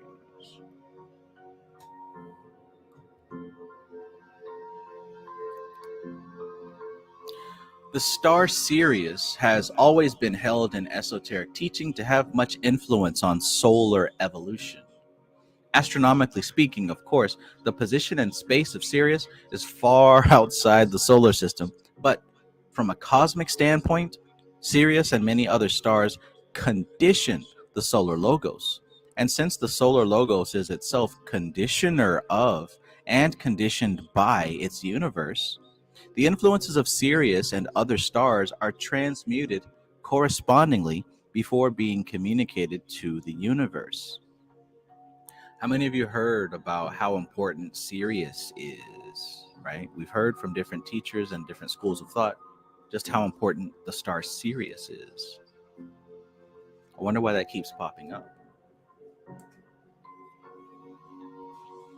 Therefore, in the purely esoteric sense, stars in general and Sirius in particular, because of its special influence, can be considered in relation to the solar evolution, more especially those which, like Sirius, have had a marked effect on it. The individual, however, must have completed the cycle of solar development before he can experience the pure influence of Sirius or other stars.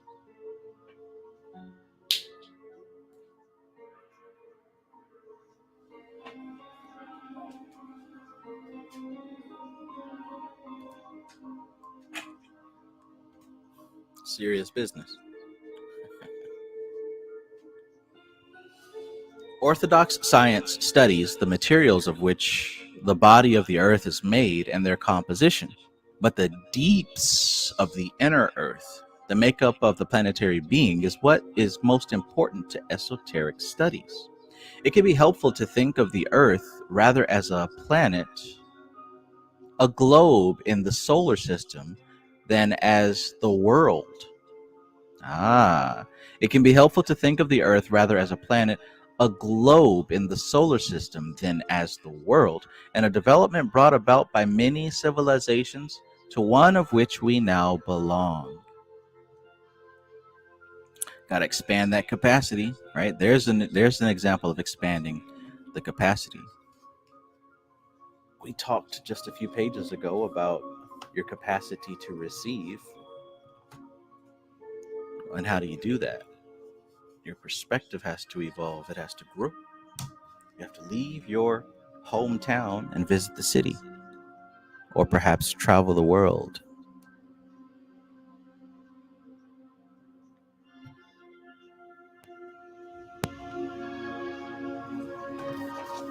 Or join the military.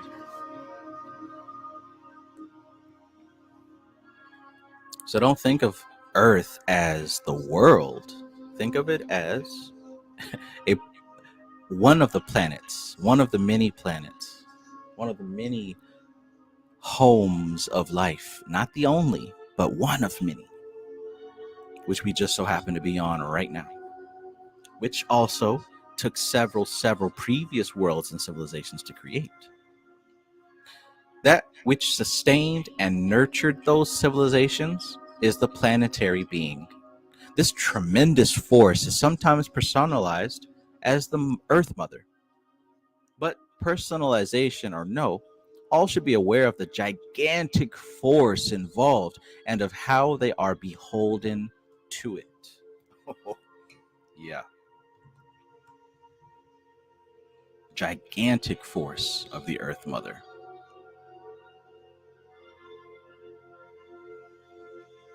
The bosom that you do not leave.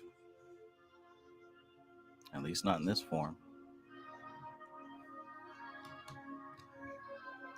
The extreme grip of the Earth Mother.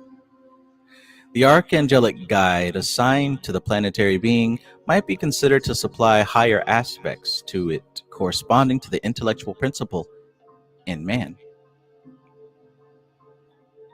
The archangelic guide assigned to the planetary being might be considered to supply higher aspects to it, corresponding to the intellectual principle in man. The names of these archangelic guides are known traditionally and can be found in standard works of reference, such as the mystical Kabbalah. So she already wrote the mystical Kabbalah and then came back to write this part of the book. Interesting. After getting it all out of her system, she came back with some afterthoughts. Goodness gracious. Maybe the next book read should be mystical Kabbalah. Usually do that at the end of the year, so we'll give it a few more months.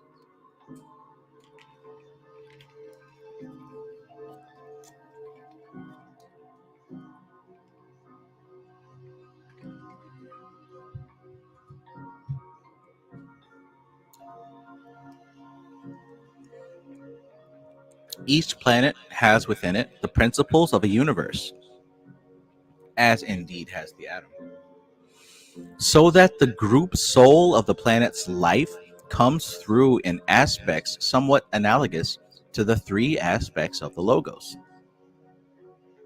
There is something of the aspect of love, of wisdom, and of power in each planet. Planets have had their leaders who have shown forth certain principles by their conditions of life, even as there have been teachers who did this for the guidance of mankind.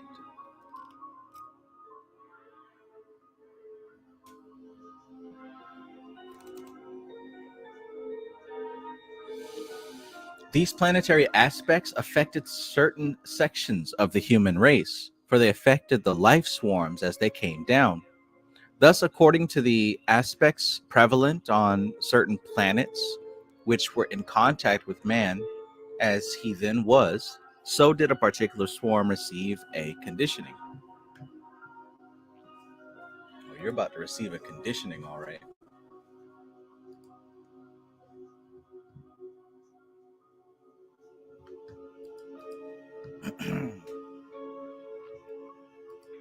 Stuffed dog, peace, peace. I knew I'd see your name tonight.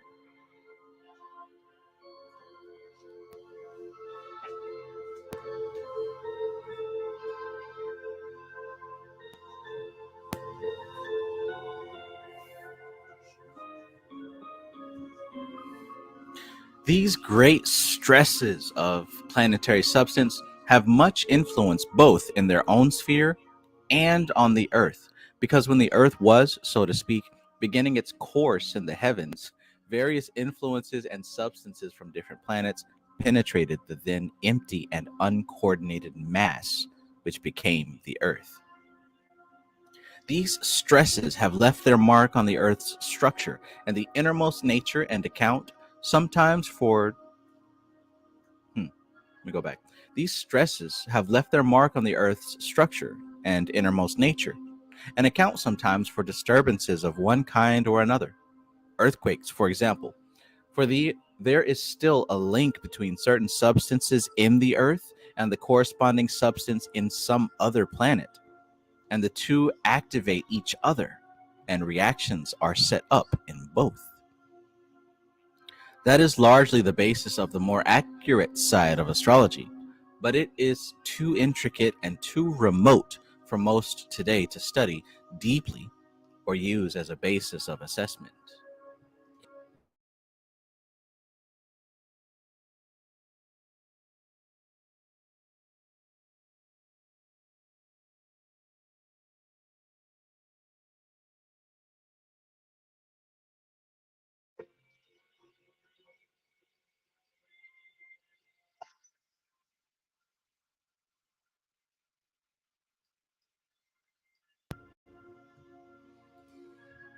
Hmm.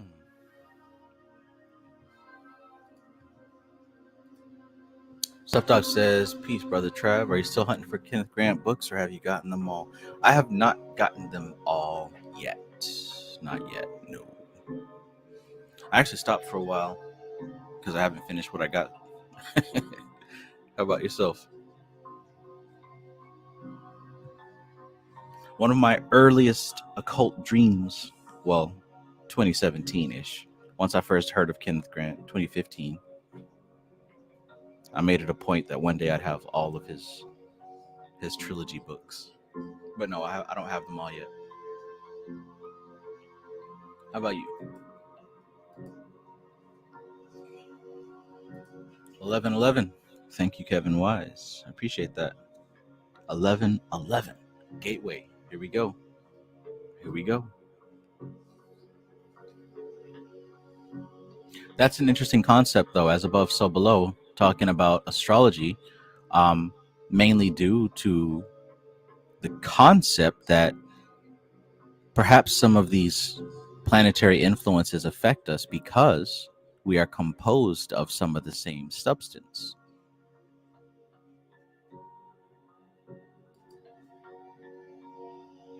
In very early days, the most advanced among the priesthood knew about the stellar and planetary stresses and the Earth's magnetism, and on that knowledge built a system of which, indeed, something remains, though the basis of the systems have been forgotten. There are people on the Earth whose psychic faculty can be stirred by such stresses. Some people, for example, are sensitive to earthquakes or atmospheric pressures in a way. Others are not. How many people can feel when it's about to rain? How many people can feel when like a storm is coming or when bad weather's on the way? And you know what? That does include certain people who have injuries that has unlocked those psychic faculties. I don't know if people don't accept that, but there are some people who have certain joint issues and bone issues, and they can literally feel when it's about to rain or when there's a storm or when there's changes in the atmospheric pressure.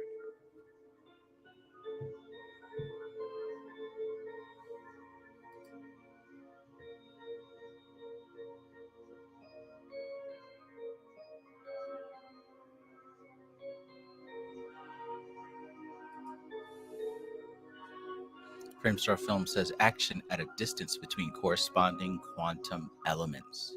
Yes. Spooky action at a distance, right? Why has it got to be spooky?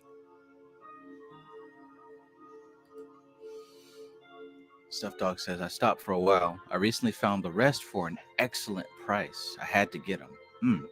So I got 9. I'm missing his wife's books. I'll track those down eventually. Yeah, it's getting to the final hour here. I've got to decide whether or not we're gonna jump straight into Kenneth Grant or if we're going to do Itzhak Bentov, Stalking the Wild Pendulum. I'm leaning more towards the Wild Pendulum, though, mostly because I feel like the contents correlate very closely with what we are currently reading at this moment.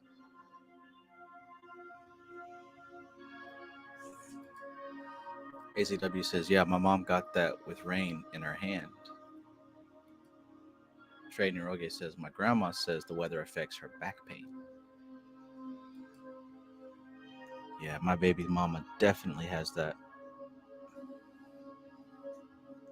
Always get the heads up whenever it's about to storm.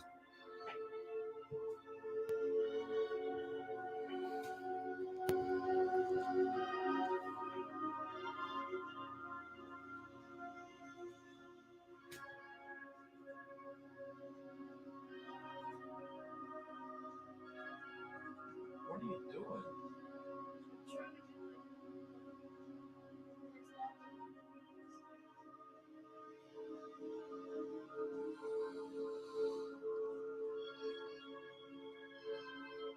How many popsicles have you had? 2? No, this is my second.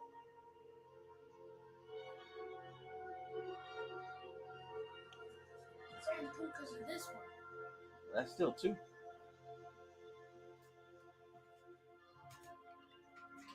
Leave that box alone.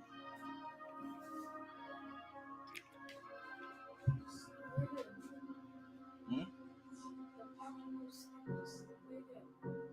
Yeah.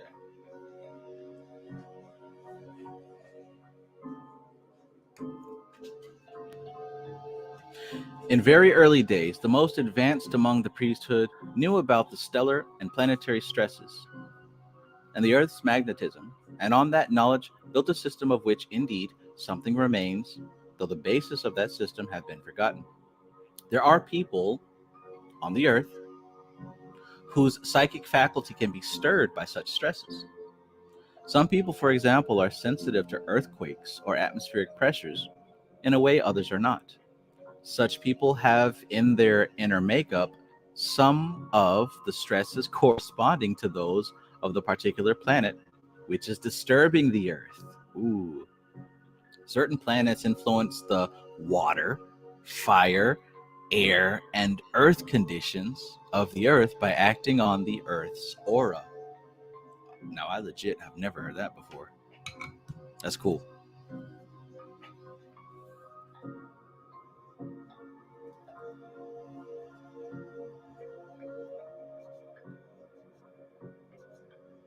So perhaps that's what we need to be trying to get into contact with when attempting to open up our psychic faculties towards nature.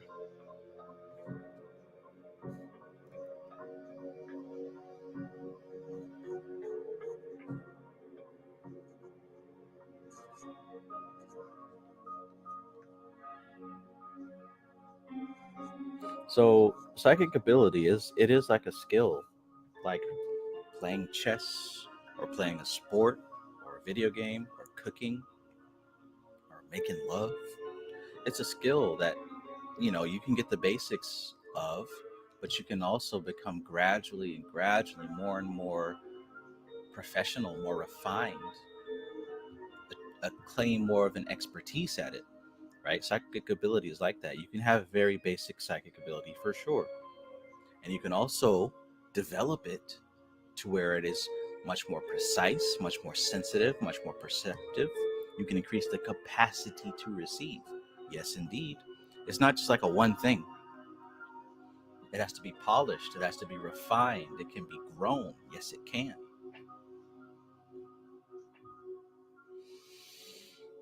The underlying principle is that of the unity of all. The Earth is not unique. It should be considered for what it is, one of the bodies in the solar system which has passed through states and conditions which have gradually condensed into what we call the Earth.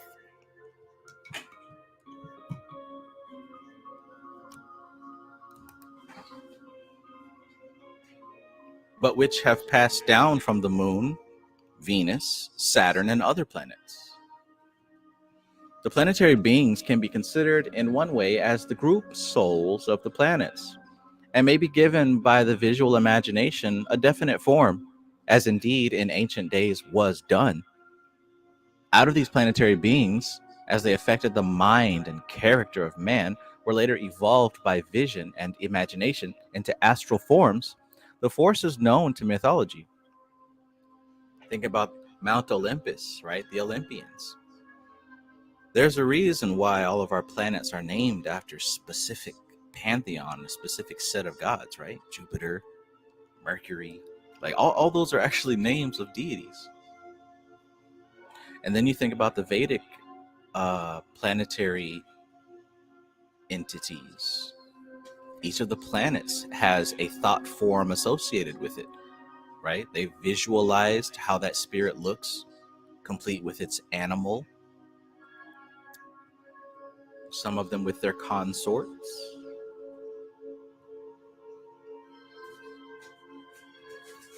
And why stop at the planets? Just about every recognizable force of nature has a visual thought form associated with it.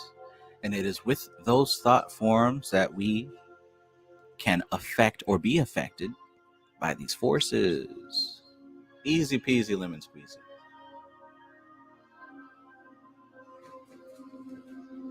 The planetary beings can be considered in one way as the group souls of the planets and may be given by the visual imagination a definite form, as indeed in ancient days was done. Out of these planetary beings, as they affected the mind and character of man, were later evolved by vision and imagination into astral forms, the forces known to mythology. There is, therefore, a strong link between planetary beings and the appropriate god forms, as is studied by some even today. At the end of evolutions, planets change over and different planets go into action during the succeeding evolution, so that the subject of astrology at the present day has to contend with difficulties that are practically insurmountable.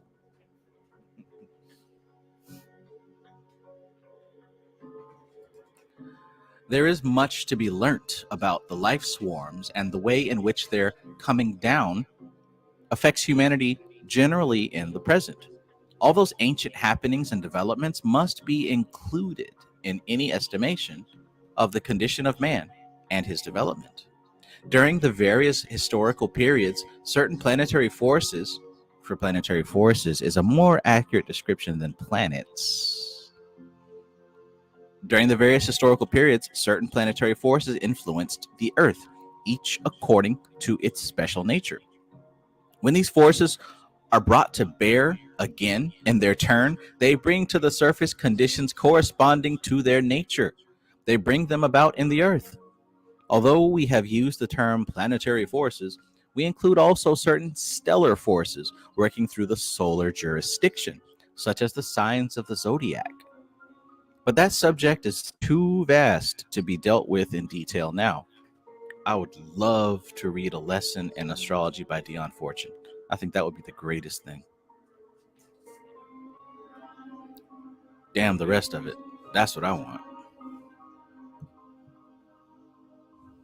Bear in mind, however, the sign of Gemini.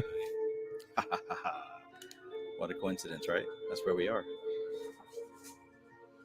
Bear in mind, however, the sign of Gemini, for the forces signified by that sign influenced Atlantis and will influence Earth again later in the present age.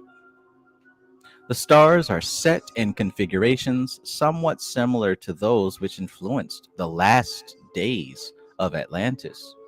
Certain major planetary forces and signs are influencing mankind again, and though the combinations are different, there is something of the same kind of inner condition.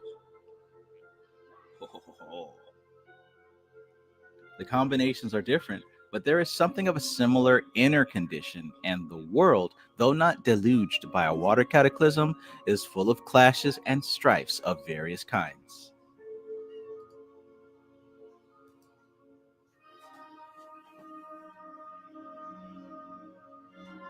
Interesting. All right, y'all. I'm sending out that signal. You can add yours onto mine if you want, but I'm trying to attract a Dion Fortune astrology teaching.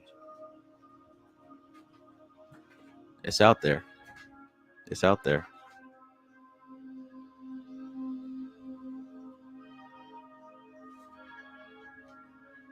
I'd love to do a book study on that.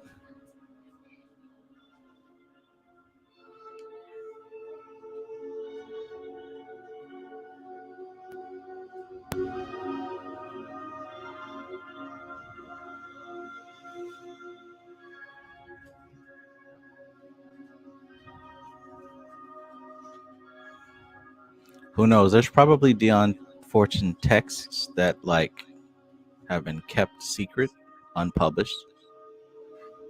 Who knows? Who knows? Yeah, we gonna see. Let us consider the second swarm. Let us consider the second swarm.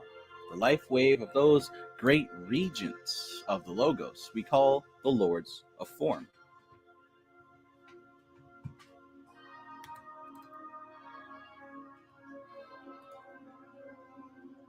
They might also be called the builders, for through them all form, all shape is developed.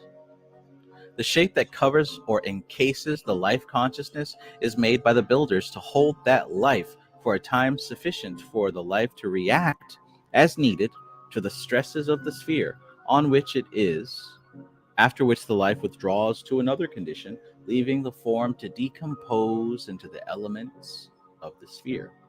This is one of the earliest conceptions of death, so that the lords of form are also the gods of death.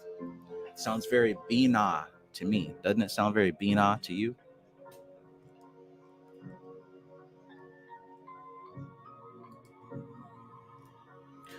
Where there is death on a large scale, especially death on a group scale, as in war, the lords of form are intimately concerned, for then the whole planet is, as it were, shaken, and its planetary forces need reconstruction. The lords of form work with group souls more than with individuals, but where a great teacher is instructing mankind, especially if the teaching concerns human evolution, the lords of form are at work adapting the planetary matter to the new and greater concept of life and evolution being brought through. Oh, yeah. I like that.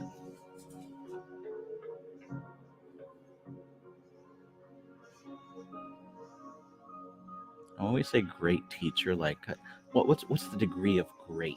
Does it have to be like super great, or can it be just like a little great?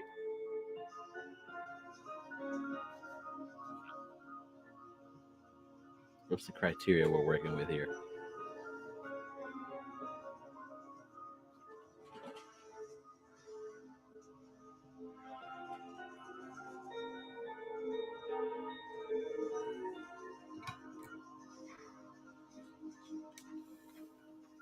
The lords of form work with group souls more than with individuals, but where a great teacher is instructing mankind, especially if the teaching concerns human evolution, the lords of form are at work adapting the planetary matter to the new and greater concept of life and evolution being brought through.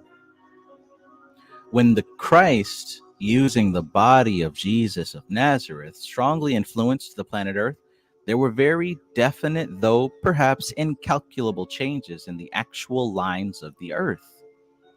These were not observable by science, perhaps, but the logoidal forces changed to another course, so to speak, and the inner forces behind the outer manifestations of the Earth, the etheric structure, began to alter. Christ altered the entire etheric structure. Form is not confined to outline, but is essentially the whole shape and fills the need of life for a particular shape. The shape does not appear at all once. The shape does not appear all at once, but grows and develops in the course of evolution, as indeed does the life. That's a cool way to think about it. I can see that clearly, honestly. I've thought about that before. I visualized that before.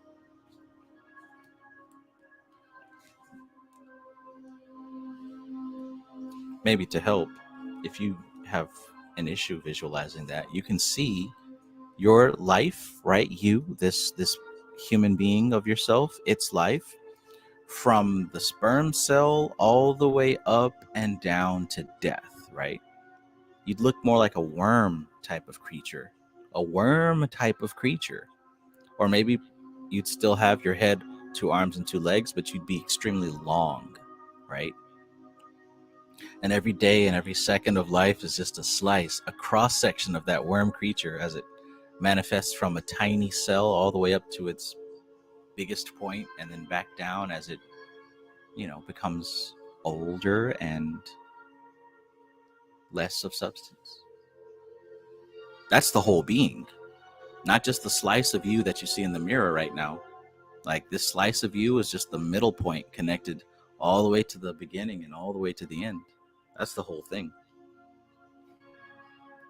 She says, form is not confined to outline, but is essentially the whole shape and fills the need of life for a particular shape. The shape does not appear all at once, but grows and develops in the course of evolution, as indeed does the life. That's that Bina science.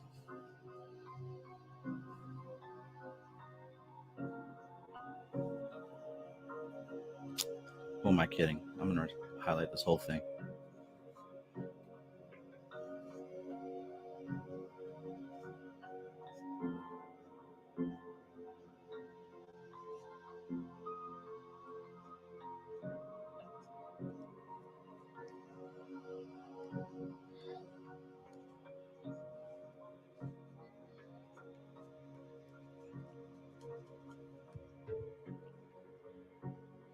The actual outlines or configurations of cosmic form, such as the stars, the planets, and large land masses, are all influenced by the lords of form. The ancients were aware of these very early beings, the lords of form, and their powers, recognizing them as the great titanic forces, much connected with fire and metallic ores, and paying homage to them in some of the earliest mysteries. Ah, she's talking about the Titans.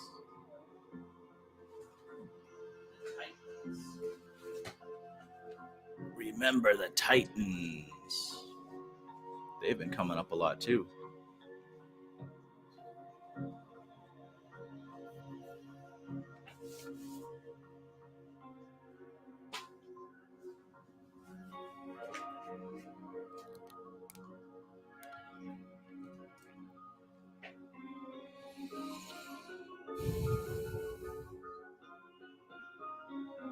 And that would make sense, right? Because we're talking about the titanic forces, and she just got finished talking about the lords of form, which we can attribute to Bina, which is Saturn, which is Kronos, which is the last Titan. Interesting. These lords are behind the great chemical and alchemical fires. They construct shape by means of mingling and uniting the elemental powers and the metallic and mineral forces of the earth, building structures of every kind, especially planetary structures. For they it was who built the planets. Built the planets. You will notice that the larger and vaster forms are always the simplest. The great spherical forms are the simplest, but smaller types increase in complexity. A comparison of the huge prehistoric animals with the present day fauna will show the outer structure of a planet is indeed simple. The lords of form may also be called the lords of rhythm, just as the lords of flame may be called the lords of vibration. Because of their rhythmical advance and retreat in the building of a universe. I feel some highlighting coming up.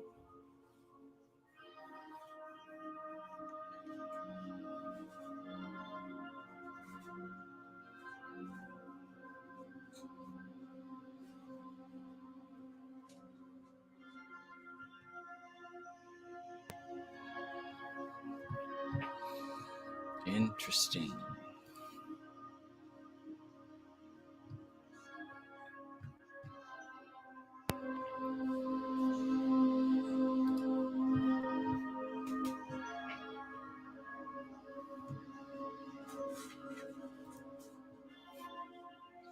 James Drapkin says, Travis, are you able to see this message?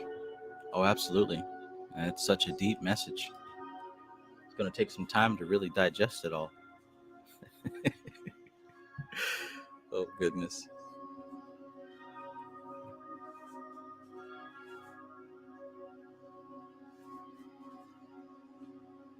That was the beginning of rhythm in the universe, and it set the great rhythms, death and birth.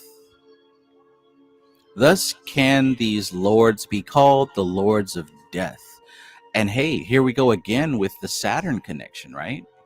Again, Saturn, Bina, the Titans, Kronos, the Grim Reaper, right? Lords of Rhythm.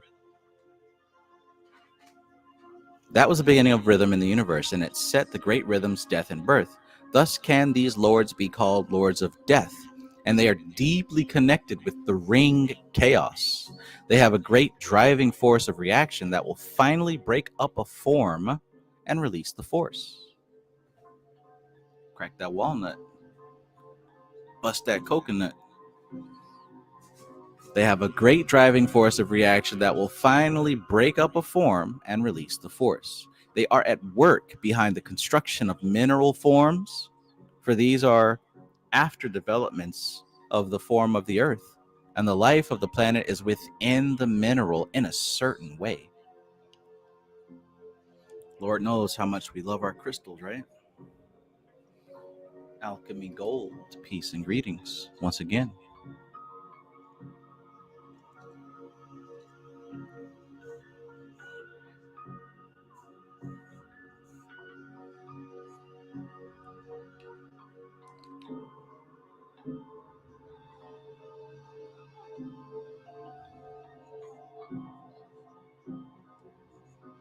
All the ancient legends of the great powers of the underworld, the chthonic forces of hammer and anvil, the hammering into shape of great streams of force, the blacksmith gods, deal with the builders and lesser types of elemental beings concerned with work as servants of the lords of form. In a properly worked ritual, the elemental beings build certain forms on the astral. Oh, shit. Okay.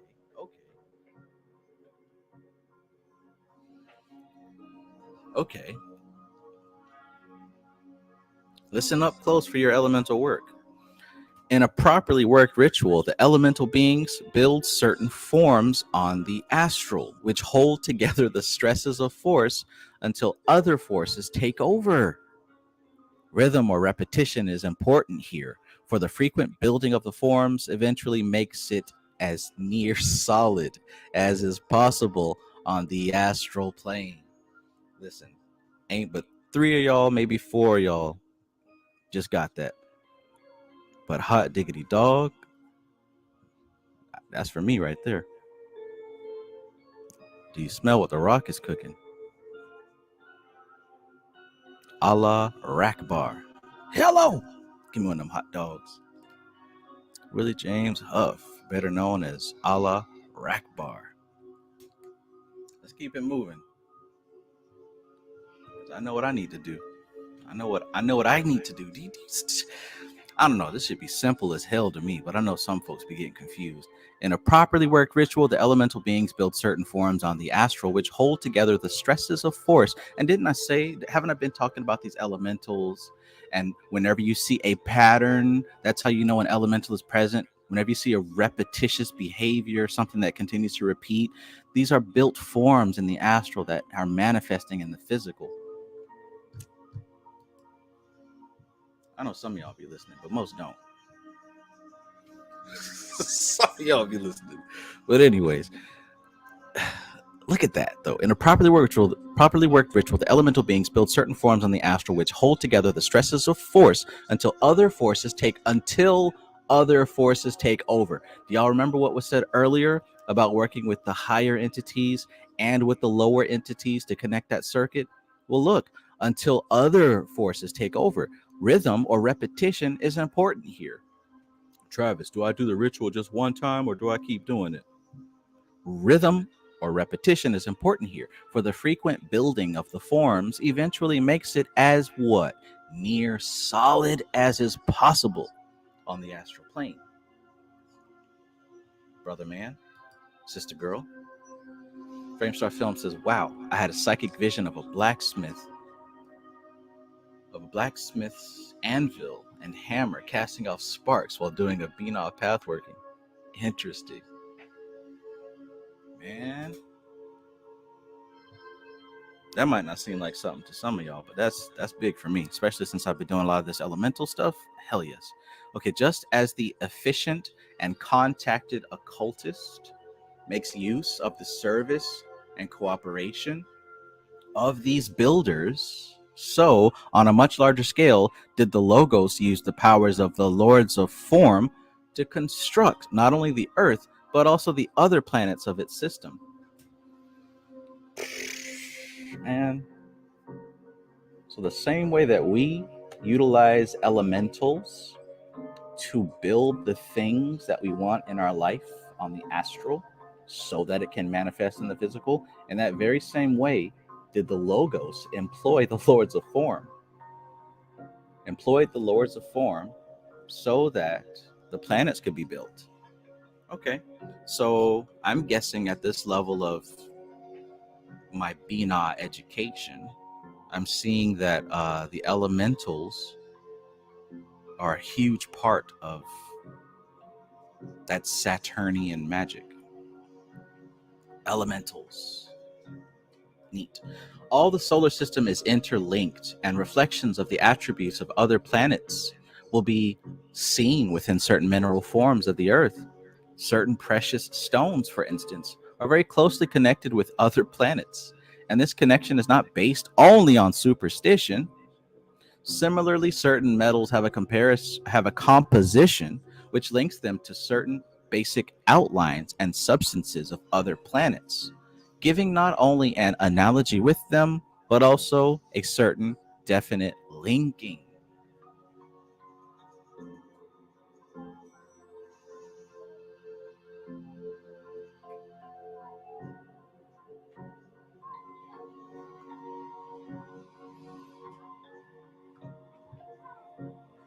I'm loving this. I'm loving this. This is good stuff.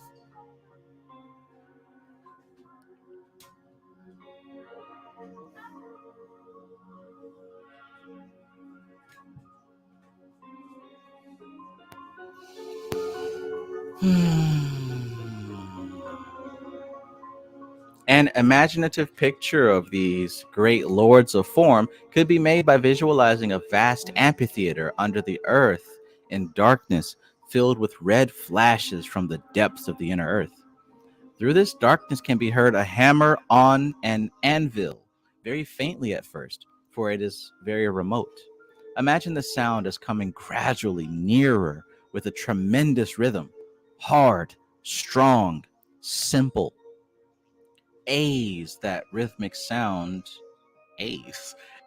Okay, as that rhythmic sound increases in intensity, giant forms gradually begin to build in outline, vast forms dimly, and only partly seen in outline, for they are too huge and too strong to be contained in space as we know it.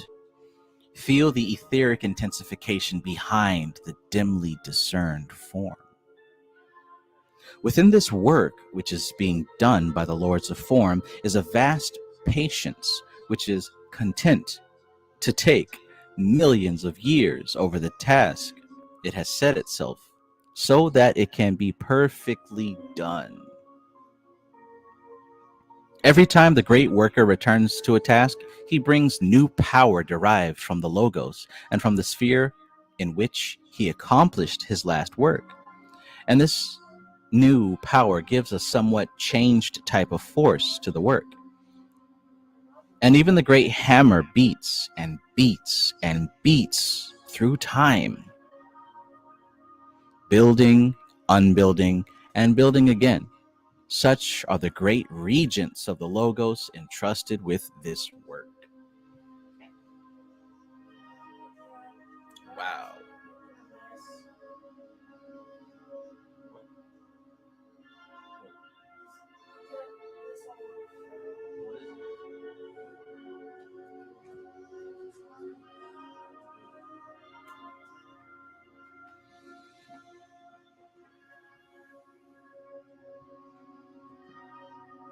Yeah, there are definitely some elemental influence here for sure. Like, why would this book be talking about elemental spirits? And just a few nights ago, we did a book reading talking about these elemental spirits.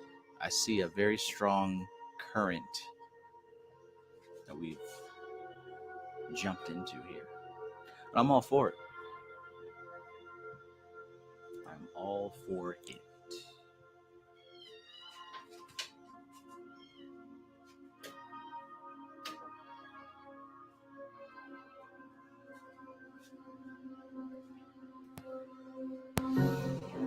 Mad Bear, peace and greetings. Peace, peace. Shout out to Ophiel.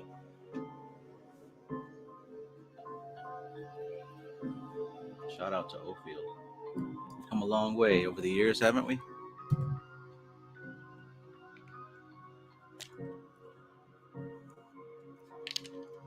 Over the years of doing these occult book studies live on YouTube.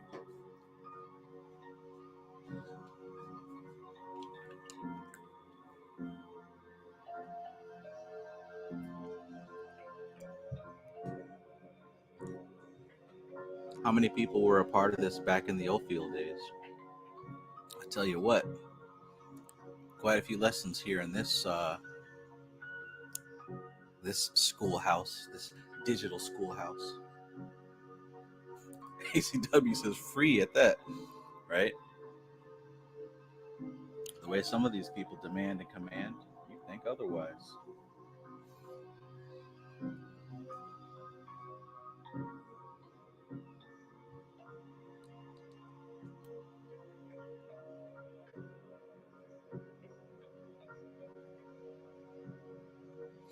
All right. Let's continue with this specific work because it's getting good. It's getting hot and spicy.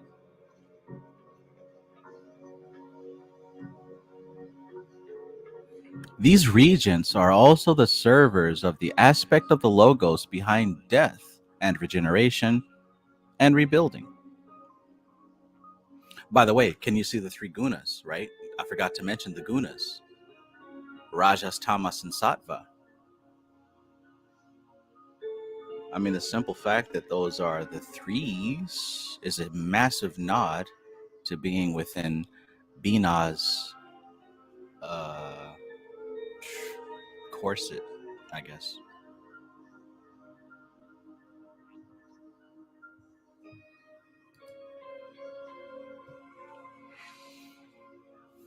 So yeah, these regents are also the servers of the aspect of the logos behind death and regeneration and rebuilding. We can invoke the lords of form to help us to earn our freedom from form when the time approaches. He who knows and understands death has already overcome it. He is a pupil of the lords of form. I'm a pupil of the lords of form, that's for sure.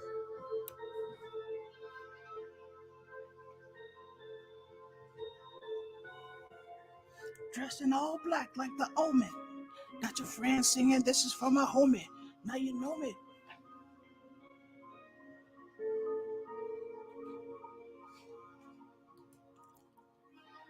We would do well to give a thought to the great builders who have built us and the planetary spheres, and who are behind the laws of shape, whether on the astral or physical plane, with whom we can cooperate as agents of the divine. In the mystical Kabbalah, there are references to the archangels of the 10 holy Sephirah. These are the intelligences of the spheres and are of the first swarm lords of flame. Haha. That intelligence works with the archetypal force of the sphere, and under its control are the angels of the sphere, which execute the wishes of the archangels according to their natures. The sphere of Malkuth comprises the mundane plane and the spiritual values which are immediately within dense matter, The sphere of Malkuth comprises the mundane plane and the spiritual values which are immediately within dense matter. In fact, the spirit of the atom, and it is under the aegis of the Lord of the Four Elements, we call Sandalphon. Ooh.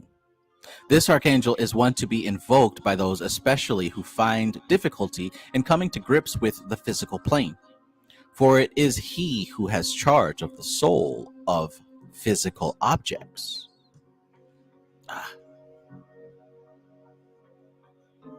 No point trying not to highlight.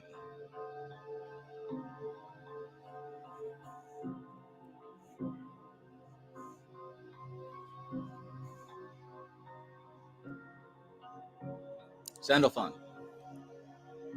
If you could see with your physical vision the exact inner plane condition of a chair or a table, you would observe a very slow vibration and movement of infinite numbers of tiny molecules holding together the dense matter. Sandalphon is the overlord of all these activities.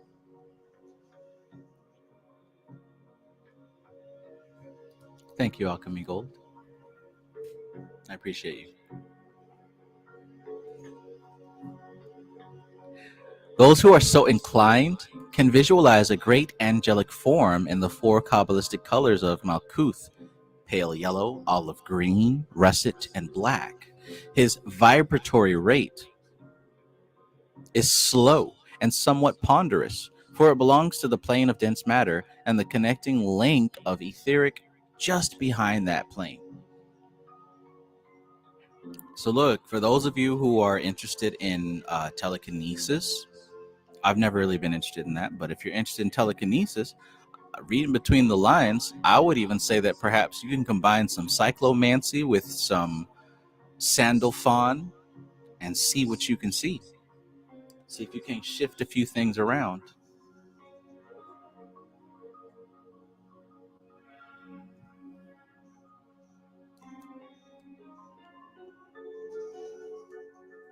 Interesting.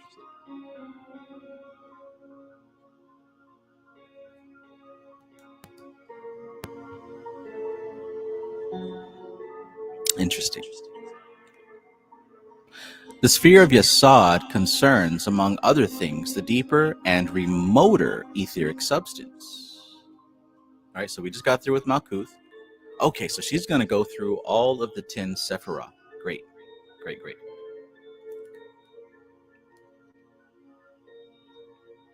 The sphere of Yesod concerns, among other things, the deeper and remoter etheric substance, the Akasha, as it is sometimes called. And here the archangel is that known as Gabriel, ruler of many subtle realms in nature and in man. He is the Lord of dreams and of the subtle vibrations of a rare kind, which can touch the clairvoyant faculties of man. In Christianity, he is associated with the Annunciation, partly because he is the mystic announcer, the controller of a special kind of message, which can reach to the human mind from far off planes. He is, in fact, the angel of Annunciation to many others than Mary. To many others than Mary.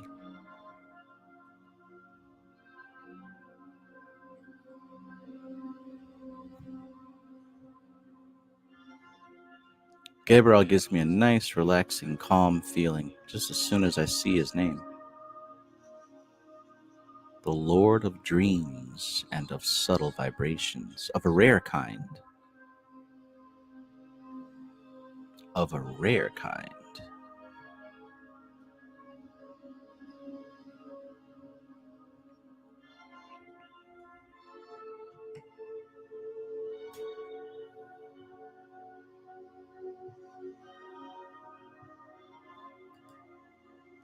Tveitai says, did Dion Fortune and Aleister Crowley ever meet?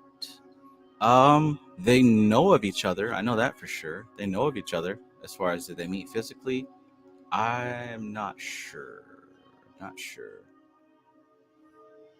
But they certainly knew of each other. as they both wrote about each other in their books, sometimes between the lines.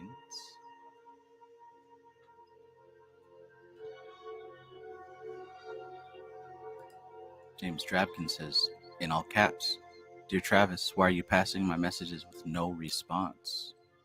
Well, perhaps if you slow down and thought about the situation, you might be able to come to a conclusion. Tibetai says, Dion Fortune, Nikola Tesla, and Aleister Crowley all died in the same decade.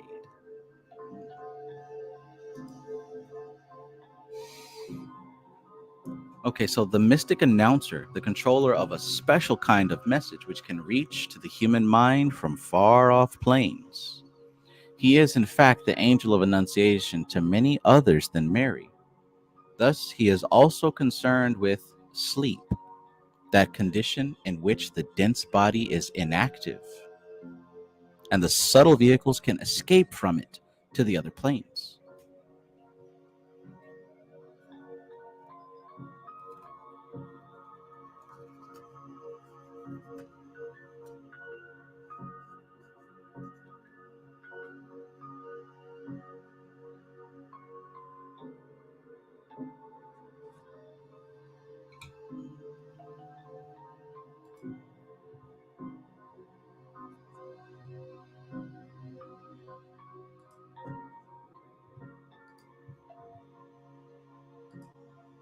Oops.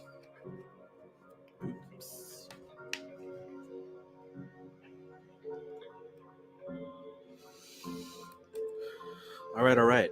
I didn't ask, but how are we doing? How's everybody tonight?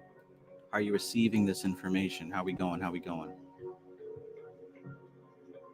I think it's getting better and better with every minute that passes. I hope that you feel something similar, if not the exact same.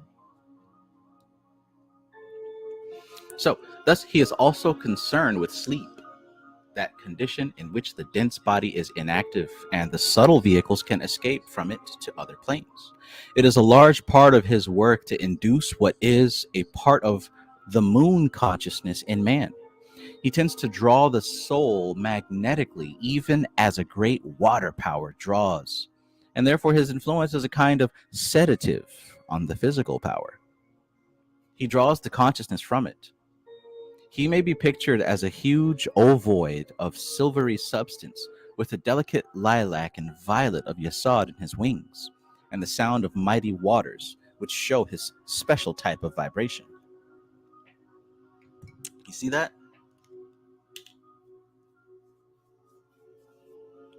I love these descriptions of the archangels that are not of a giant person with wings. She described them almost as like a bubble or an egg shape. The Ladder of Lights described these archangels almost as like pillars of force, gigantic towers.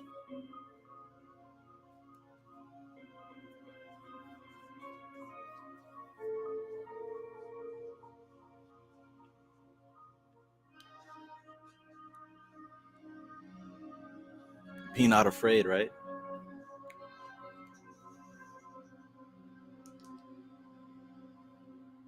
Be not afraid.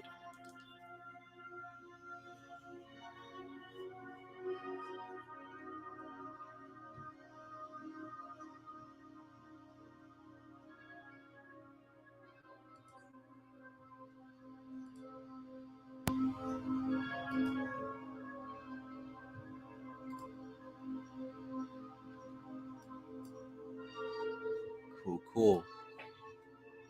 Everybody's good. Mad Bear, thank you very much. I appreciate you.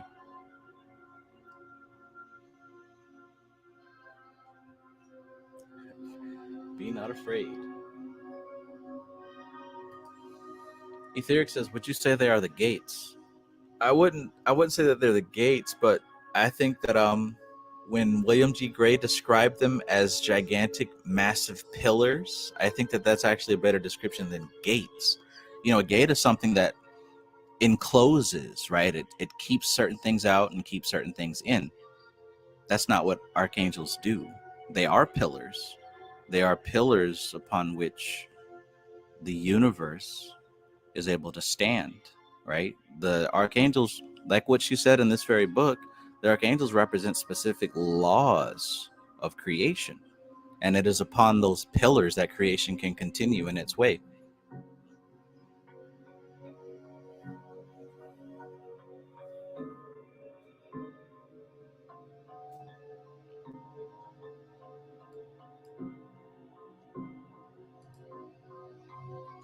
Yeah.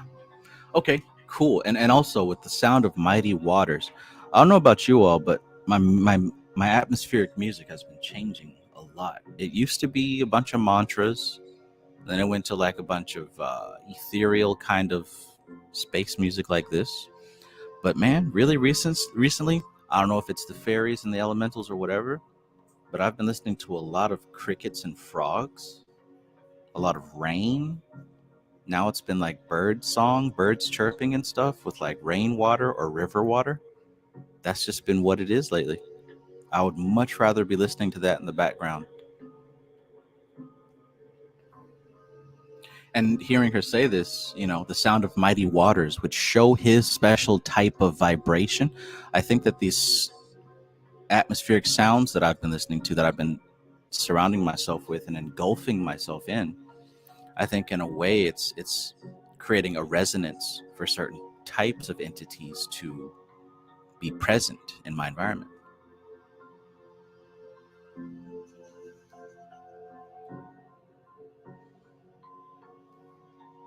Most definitely the crickets, though. You've probably been hearing crickets and frogs in my background for about 1.5 years now. I got a little machine that just plays the crickets nonstop.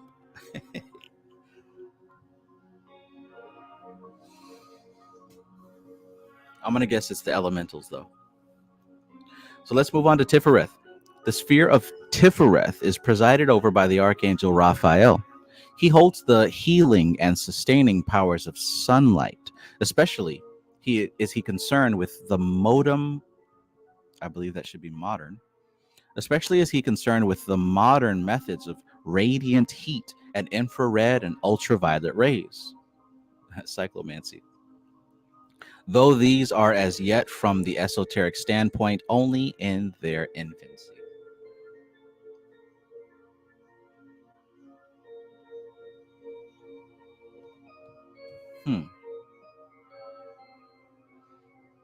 The healing and sustaining powers of sunlight. Finally, there is the sphere of Kether, whose archangel is Metatron. He is said to have been responsible for the glyph of the Tree of Life being given to man. He works in the great world of cosmic archetypes, and his influence is very rare. Hear that? His influence is very rare. It is of the type that comes as a blinding flash of illumination of remote spiritual truths. Thus far, we have dealt with the Sephiroth on the middle pillar of the composite glyph of the Tree of Life and the pillars. Let us now consider the Sephiroth on the two side pillars.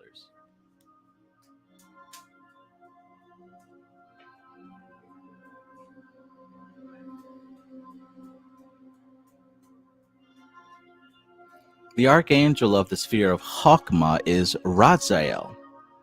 If you have the book or read the book, The 72 Angels of Magic, then you know all about Raziel.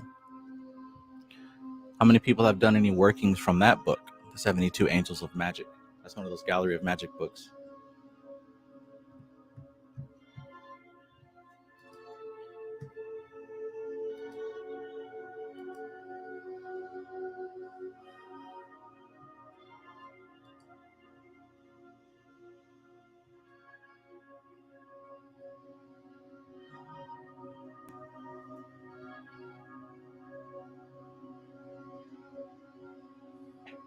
Oh, look, 1204. It's officially my birthday. It's officially my birthday. So yeah, if you've read the 72 Angels of Magic, then you've certainly worked with Raziel. he brought through the creative forces in early evolution. It is difficult to formulate in the human mind such beings as either Metatron of Kether or Ratzael, for they are beyond form as we know it and are incapable of being reduced to a symbol in any way adequate, save perhaps that of great pillars of glory with no fixed outlines.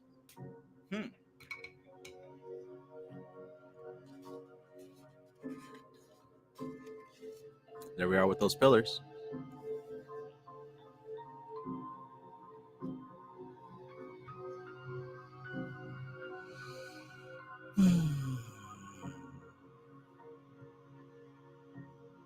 Thank you, thank you.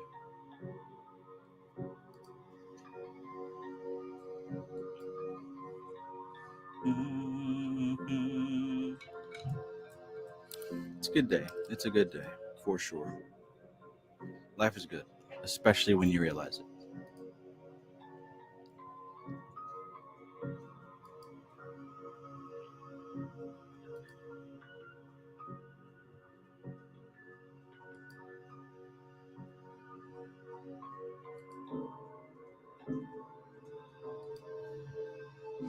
The archangel of the sphere of Bina, Zafkiel, has been behind, and remember, this is the Lord of Form as well, right? Saturn is Bina, you know that.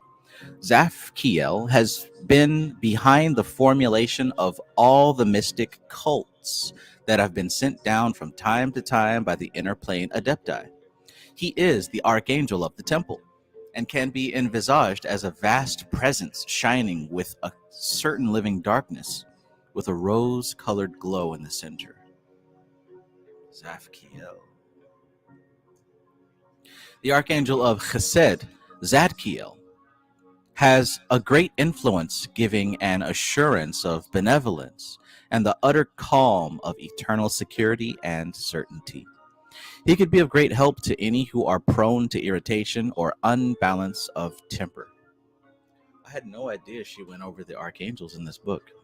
This is a good reminder for those of you who've already studied some of this, and a great introduction for those of you who have not. The archangel of Gibera, Camiel, we know that he's the burner of God. What a name. That's the burner. Camiel is the protector of the weak and wronged. He is also the avenging angel who punishes the breakers of the law. The archangel of Netzach, Haniel, is the archangel of the sphere of harmony and beauty, and especially of interrelationships, whether of spheres, planets, plants, or animal and human life. The great archetype of sympathetic vibration. He can be visualized as shining with a green and golden flame. Lord, look at that. Another spider drops right down in front of my face. What? How? Why? Where? Right here on my microphone. I thought it was a piece of dust or something. No. Wait, is that a spider? Yeah, it just dropped down in front of my face. This is like the third time this has happened. Oh my gosh. Look, he's moving now. See him? Oh, yeah, this spider. Yeah. Damn, I don't want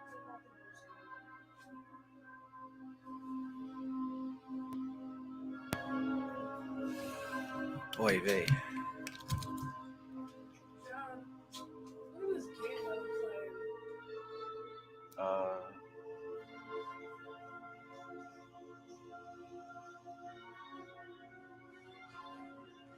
Oh my goodness. Well, I know what to do with that.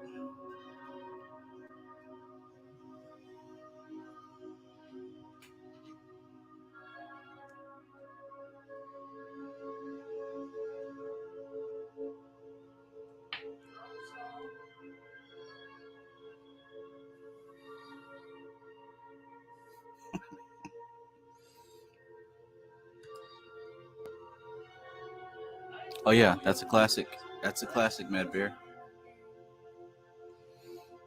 Tveitai says, what page is this? I need this to reference later and add it to my correspondence system. This is on page 206, like page 203, 4, 5, and 6. This is her going over these archangels. Shout out to 10K.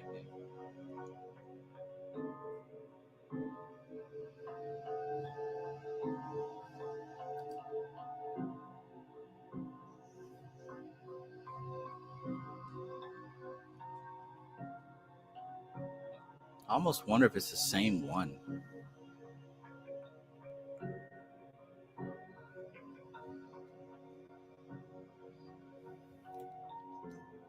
In any case, let's keep going here.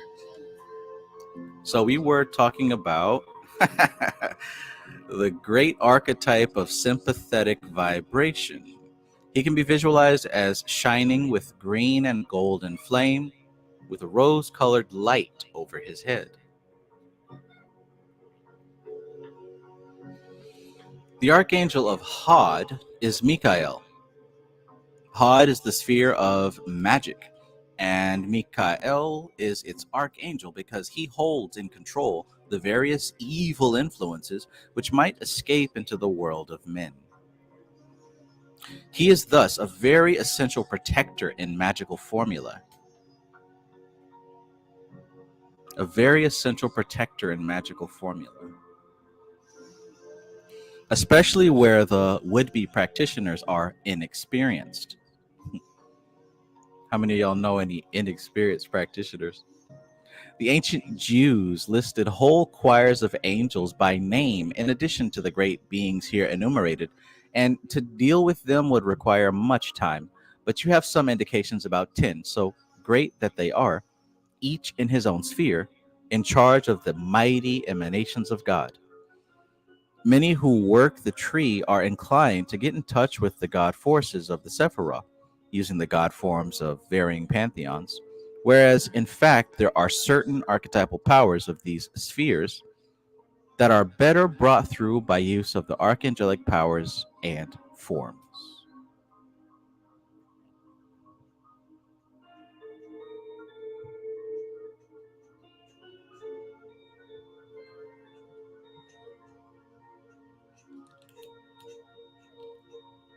The teaching on the ray exemplars, especially contained in chapter XX, which also means 20.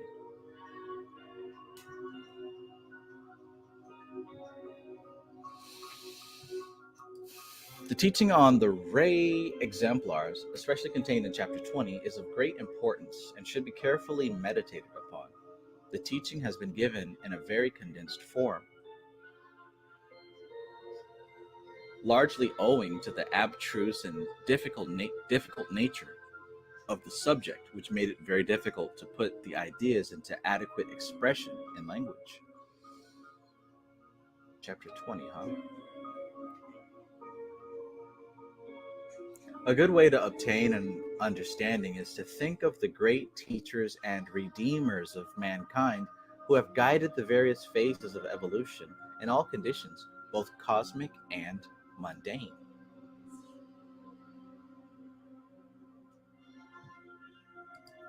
1212, Isis. 1212.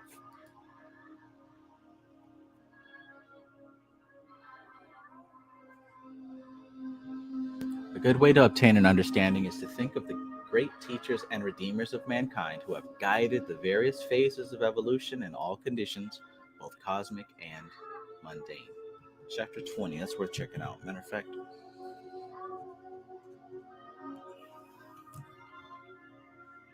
think of the mighty influences and conditions that pour through the great currents of force marked by the zodiacs.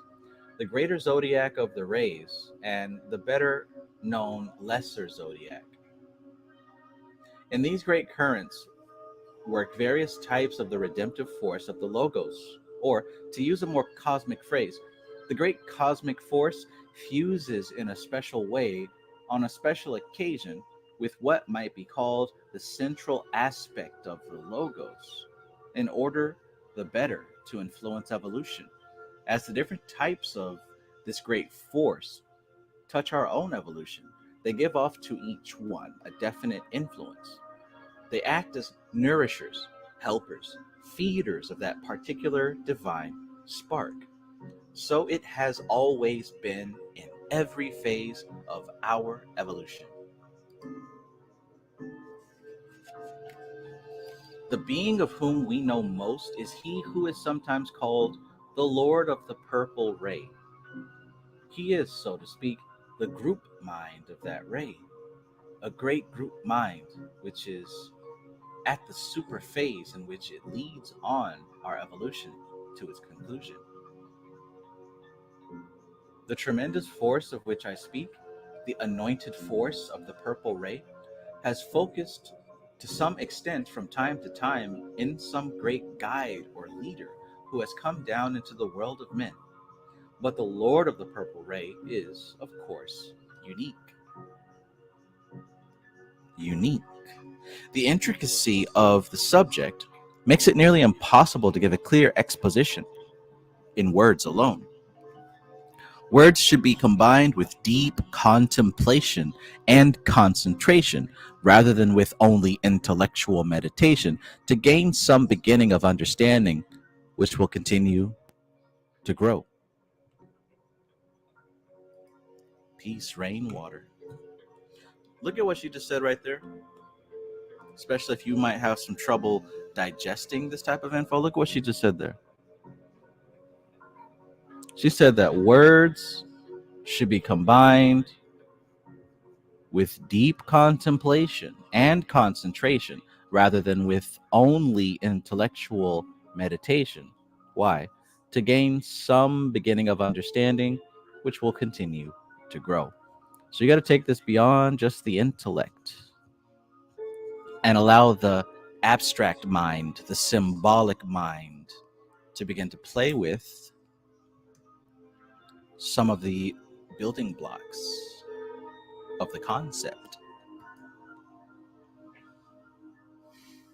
The names and attributes traditionally given to the ray exemplars are of high importance, not only because they give some idea of the being through whom the force is focused in this world, but because they can put you in touch with a cosmic power which exceeds the force of the ray shown when their bearers were in the world.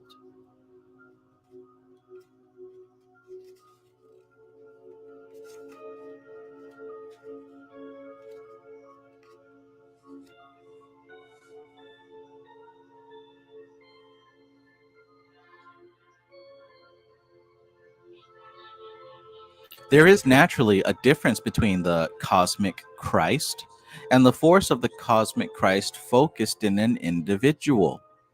But the latter proceeds from the former and could not manifest without it. Get that? Easy peasy. There's naturally a difference between the cosmic Christ, right, and the force of the cosmic Christ focused in an individual. But of course, that focused force proceeds from the cosmic Christ and could not manifest without it. The forces of the ray exemplars are very strong and very deep.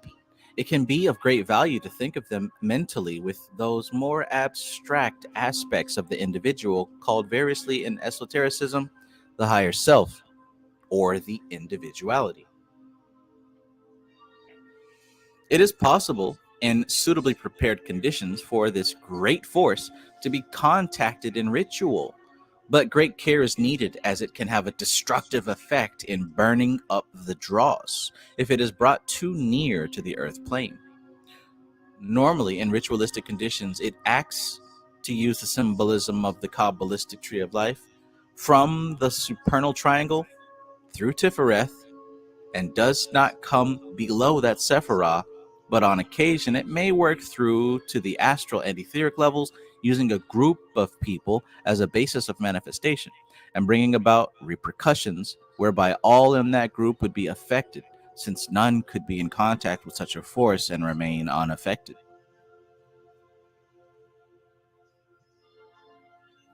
In other words, if you really tapping into and channeling some Jesus, it can have destructive effects due to the people and the world being so unholy, so out of touch and out of balance with harmony,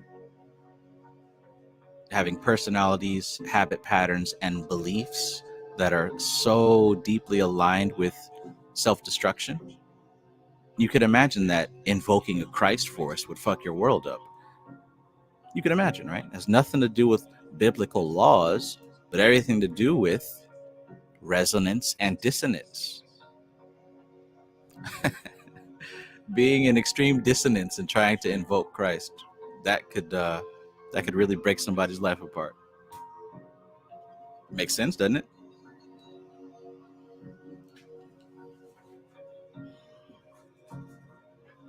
Look around you and tell me who does not live in illusion like a tea bag steeped in hot water. Who does not live deep in illusion? And to really call down some force like a Christ energy, you're going to break the teacup.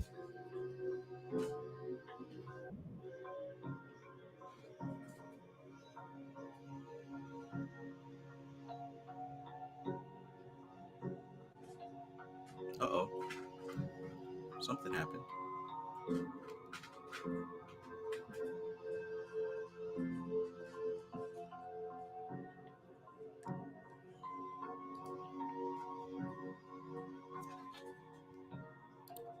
Matthew Watson says, you think you're manifesting Jesus, but accidentally summoned Apocalypse from X-Men, right? That's how it would seem. And see, that's the whole thing behind Kali, right? A lot of people like the design of Kali because it looks cool and dark and spooky, but that's just the thing. It looks dark and spooky to those who she's meant to destroy. Dark and spooky to illusion and foolishness and nonsense.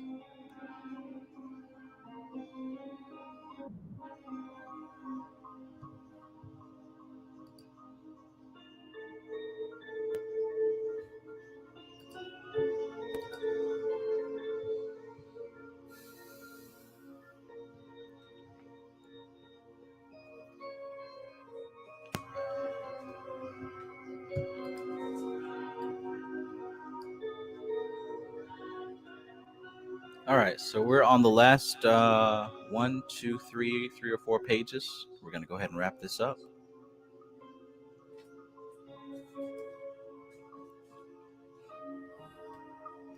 It is possible in suitably prepared conditions.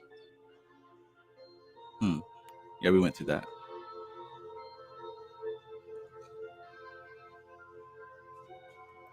We'll go through it again. It is possible in suitably prepared conditions for this great force to be contacted in ritual, but great care is needed, as it can have a destructive effect in burning up the dross if it is brought too near the earth plane. Normally, in ritualistic conditions, it acts, to use the symbolism of the Cabalistic tree of life, from the supernal triangle through Tifereth. It does not come below that Sephiroth, but on occasion, it may work through the astral and etheric levels, using a group of people as a basis of manifestation and bringing about repercussions whereby all in that group would be affected, since none could be in contact with such a force and remain unaffected. The great ray impinges on the higher self in such a manner as to impel it towards integration with the personality. And everyone, save those whose integration was well advanced, would feel strong effects which might well be beyond their capacity. There we go again. Might well be beyond their capacity at that stage to support.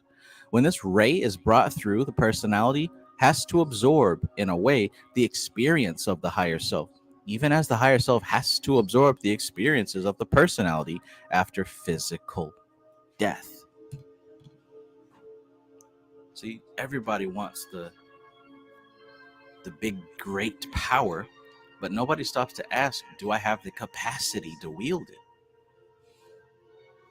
Working with specific types of energies, like she mentioned Metatron and Raziel, and how their influence is rare. It's rare for a reason, because most people do not have the capacity to work with those types of angels.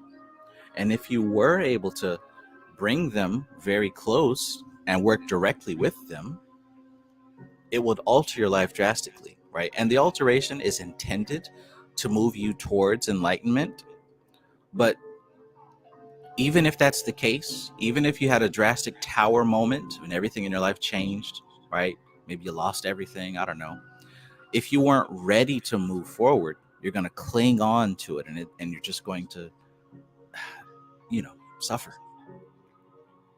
Like, what if it could be that the only thing holding you back from your enlightenment is your job and your vehicle and your family, right? What if those things were what was holding you back, but you weren't ready to let those things go? And let's say you were to invoke a cosmic force of purity and harmony, and you had those things ripped away from you, you wouldn't suddenly become enlightened because you're still attached to those things. It's a process of gradually opening your eyes to realization. And if you haven't done that work, then of course, doesn't matter what happens, you're simply not going to be ready to accept it. Nothing new. Nothing new. This power of the cosmic Christ can be thought of as that of the higher planes of the sun behind the sun, which is, so to speak, unites the ray with the logos. The time has now come when the great force as a whole will no longer focus in a single being, but in a group, ever widening until it takes in the whole world. The inner plane body, now used by the force, can be thought of as something like the highest esoteric conception of Horus. Nevertheless, the beings in whom the force once manifested individually still work in remote planes and maintain in the cosmos the distinctive power with which they once worked on Earth.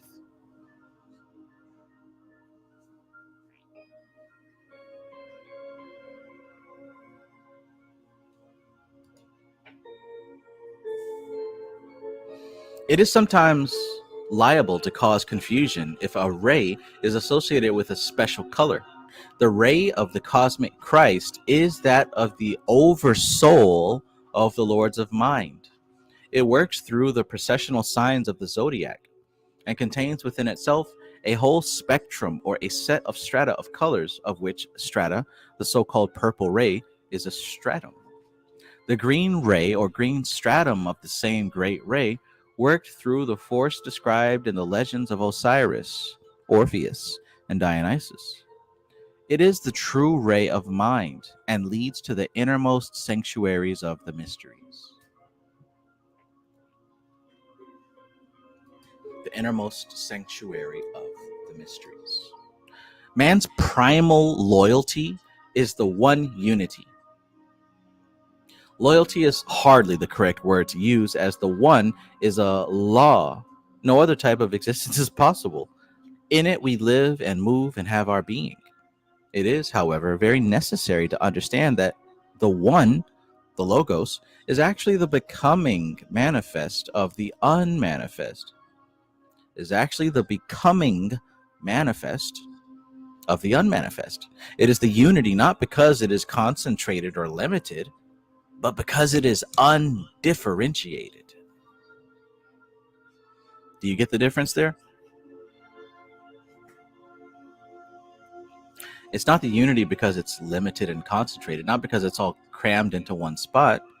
It's the unity because it is undifferentiated. That means every part of it is the same, homogeneous. It's not separated. Separation is the illusion. It's not a black and a white. It's a perfect gray. It's a perfect gray.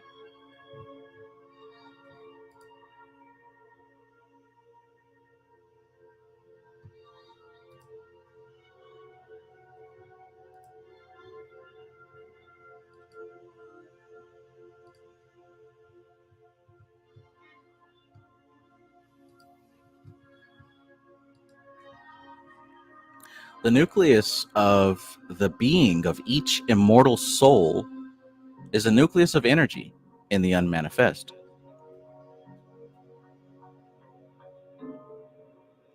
The Logos provides the ordered substance of manifestation on all planes, whence we build up the vehicles of manifestation on each plane. The Logos provides the ordered substance of manifestation on all planes, whence we build up the vehicles of manifestation on each plane. Therefore is our manifested existence conditioned thereby, the logoidal nature being the law of existence to which we must submit if we would live harmoniously in manifestation. The nucleus of each living soul does not derive its existence from the logoidal being, but from the unmanifest itself. However, as man manifests forth in the sphere of the solar logos, man must work in and through its conditions, which are the laws of the logoidal nature. The solar logos is the god of the solar system and gives it its laws. This logos, working through the planetary beings and their archangelic guides, is the source of the differentiated energy manifesting within the bounds of the solar nebula.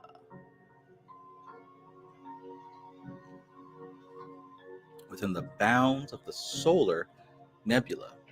In brief, the solar logos is the conditioner and sustainer of manifestation in its universe. The great unmanifest is unconditioned.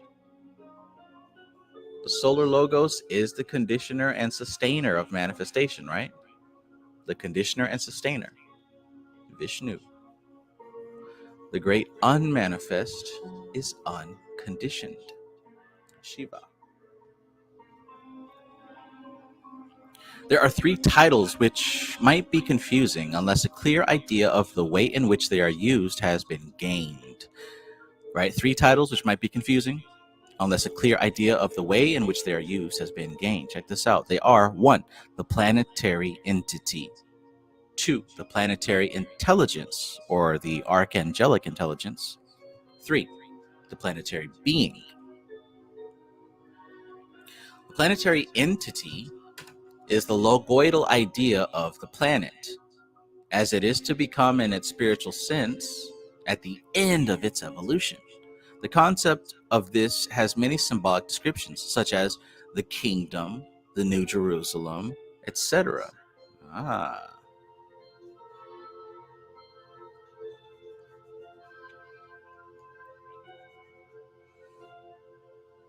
So planetary entity. The planetary intelligence, or the archangelic intelligence, is the archangel appointed to guide the planet during its evolution.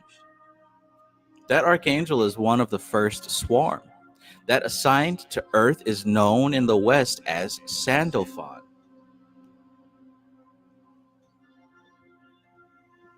He is said to have first come into close control of Earth during the Lemurian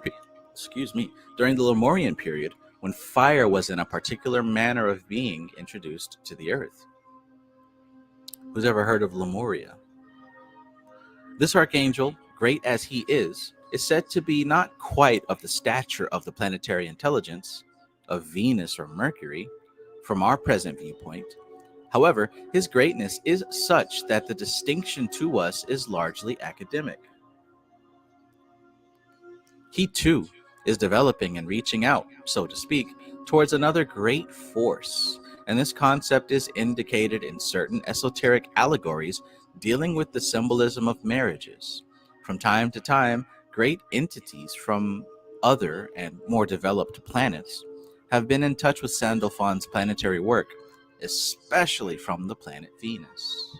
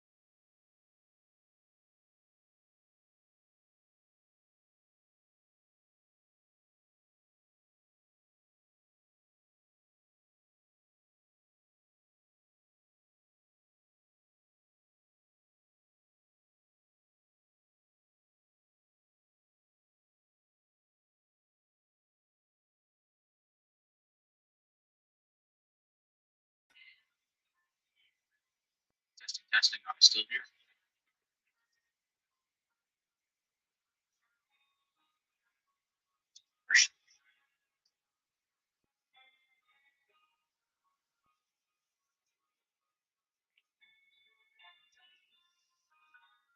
For sure.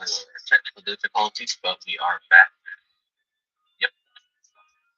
Make sure all the settings are still correct.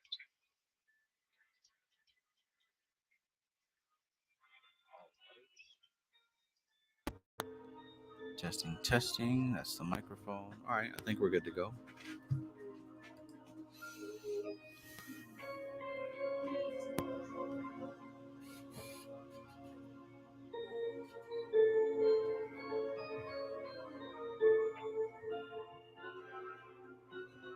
I think we're good to go.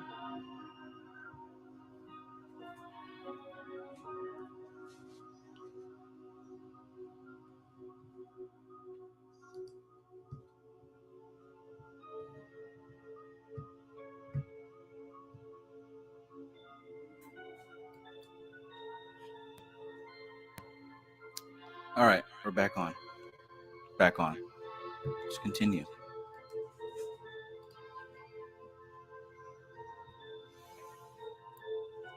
Where was I? Okay, so the planetary being, as it were, a vast elemental.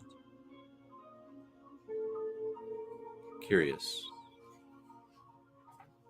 So she went through the archangels of the Kabbalah. She went through the three titles of this planetary entity. Peace, my gnosis. Peace, peace.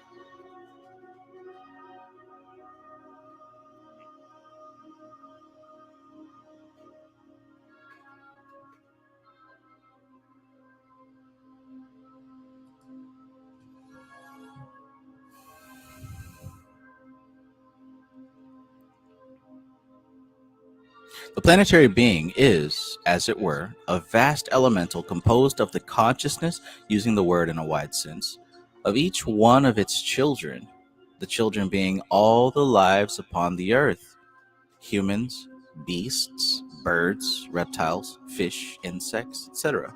And the great elemental, the planetary being, all these are or should be one. And so they are, or so they should be, one in their relationship to each other. It is because that relationship has been shaken, broken, and betrayed that so many ills have come to pass. It can be assumed that when the kingdom comes, when the logoidal idea of this planet is truly manifested, then indeed all earth creatures will be one on a certain level. The lamb will lay down with the lion. Or I suppose if you're from this dimension, it says the lamb will lay down with the wolf or something like that.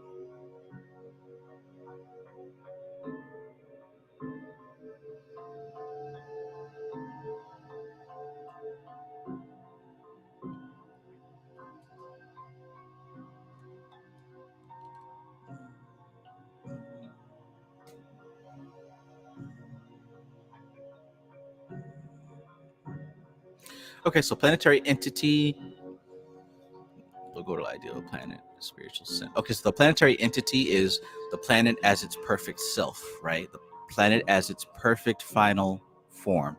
The planetary intelligence is the archangel appointed to guide the planet, in this case, Sandalphon. And the planetary being is the elemental, right? The elemental composed of the consciousness of all the living beings. Captain Planet over here. Cool. So yeah, for the person taking notes on pages to reference, you should definitely mark down page 210, because right here she talks about those three beings.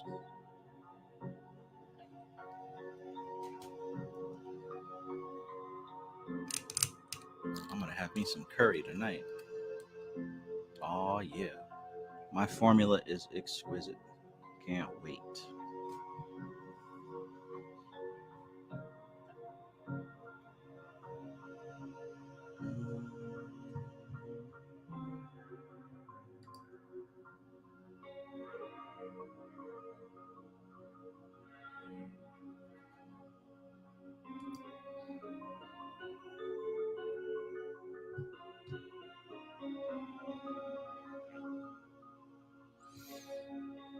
all should remember that as developed and developing human beings, they have a great debt to the earth, who is in very truth their mother, their parent. They are made of her substance and live upon her substance, and all that they do here on earth, all that they discover in science, all that they make in art or industry are also parts of her. But she develops less quickly than her children, and it is the duty of the children by their development to aid hers. Therefore, whatsoever you do, let it be not only for your own gain or interest, but also for the gain and keen interest of the planetary being. Oh. The more that you do that is consciously shared with this vast elemental parent, the more will those things prosper, not only in her, but in you. There is no thing on earth, no thought brought through to earth, which does not concern the planetary being. However great or lofty, however, unfortunately, mean or base, you have a very great responsibility, not only to yourselves and to each other, but also to the great group soul of the earth, the great mass mother of you all. The more you are in touch with her, the more will you earn the privilege of the contact with her guiding intelligence. And that intelligence will guide you not only in matters immediately concerning the earth life, but in using such things to pave the way for the future towards the time when the planetary being will become one with the planetary entity. Remember, the planetary entity is like the final form. Therefore, help to join these two together. The logoidal concept of the earth, which even if you cannot clearly envisage it, you can to some extent imagine, and the planetary being.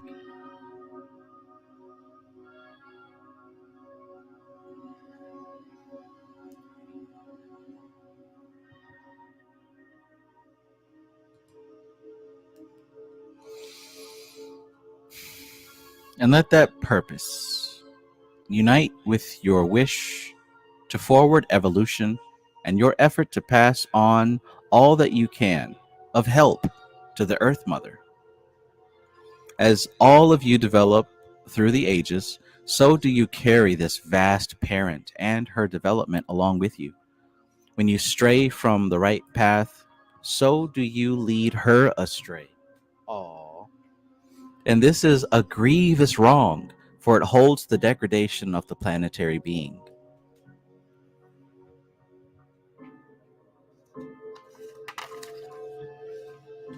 Be mindful, too, in thinking of the planetary being, to think also of all other stages of life upon her: birds, beasts, insects, elementals, and all forms of life.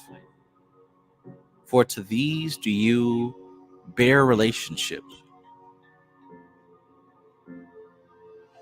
There has been much superstition and sentimentality connected with this divine law of unity, but keep well in mind the great truth of the interrelationship of all when you shed the superstition.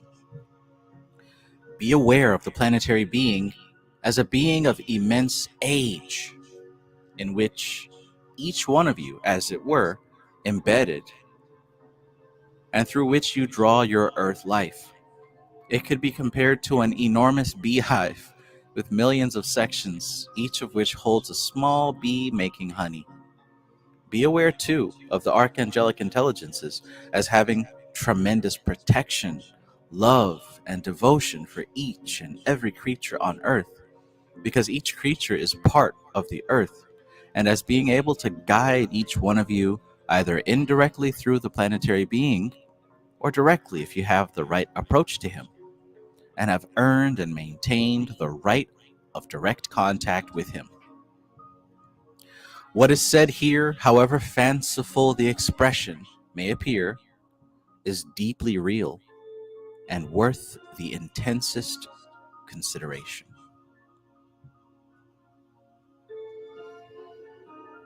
I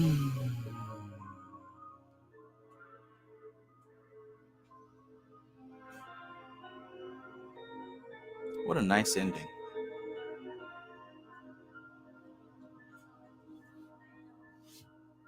Consider your mama.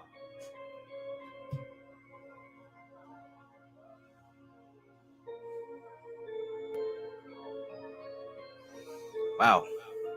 Well, that concludes the book study of the Cosmic Doctrine. What do you think about that?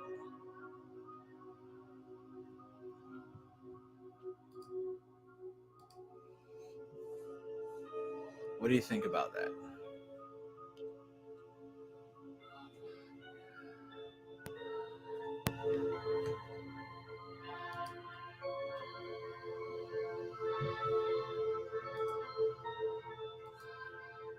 Certainly learned a few things. Definitely have a lot to consider. For sure.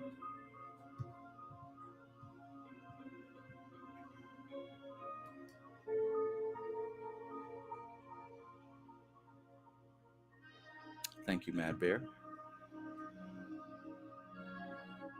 Remember your mother. Remember your mother. She needs your help.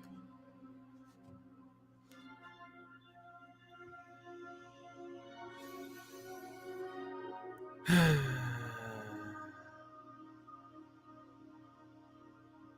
lot going on there. A lot going on. But yeah, that's definitely going to give me some food for thought. Yeah, and that one passage that I got super excited about. Let me make sure I see what page that's on. Ooh, 30 pages, huh? I knew that would take about 3 hours.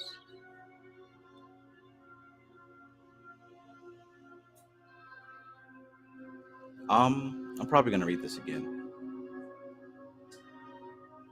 Maybe on my own time, but I'm definitely gonna read this again. And what was that one portion? Is that it? No, it was before that. I think that's it.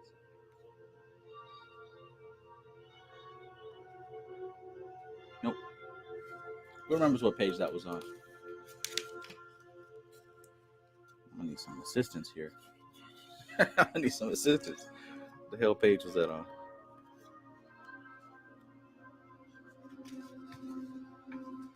Where she was talking about these elementals. There it is. 202. That's what it was. Page 202. Definitely gonna keep that in mind. Right after this video.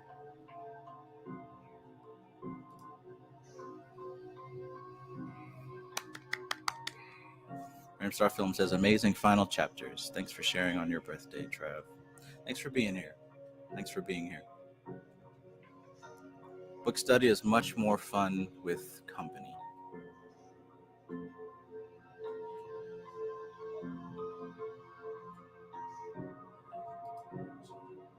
Etheric says, my first complete book study. Gratitude. It's definitely helped me to expand my perception. Well, if you enjoyed this one, I highly recommend going back to check out Mystical Kabbalah. We're going to do it again this year, probably in I don't know, November or something like that.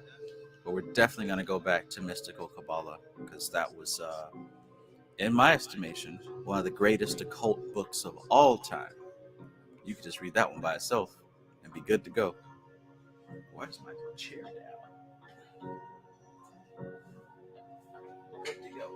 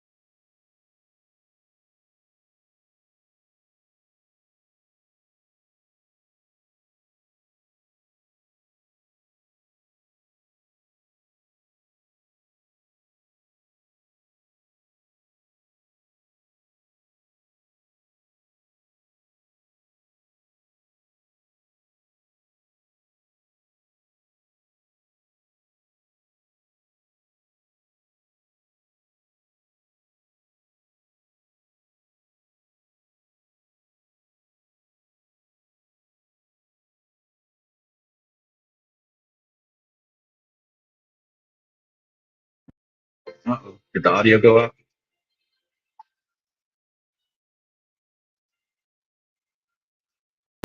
There we go. I don't know why it does that. But in any case, here you go. No sound still? Impossible.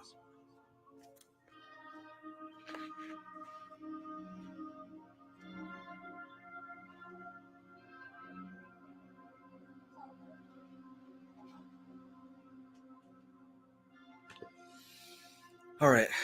Yeah, I knew pretty early on in reading the Cosmic Doctrine that this was going to be the next one. I thought that we would go into possibly Kenneth Grant, but I think that this relates a lot more than the other book that I was thinking of. So yeah, glad that you stayed. Glad that you were present for these. As she said in the beginning of the book, the most important quote of all. She said that these images are designed to train the mind, not to inform it. It's the most important part of this text. These images are designed to train the mind, not to inform it. So hopefully you've received these images and allowed them to percolate in the subconscious mind.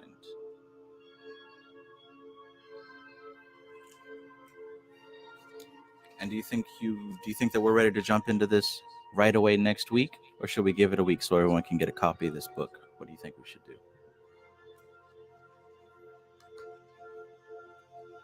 We can keep the momentum, or I could take a week to make some posts on the Instagram and let people know.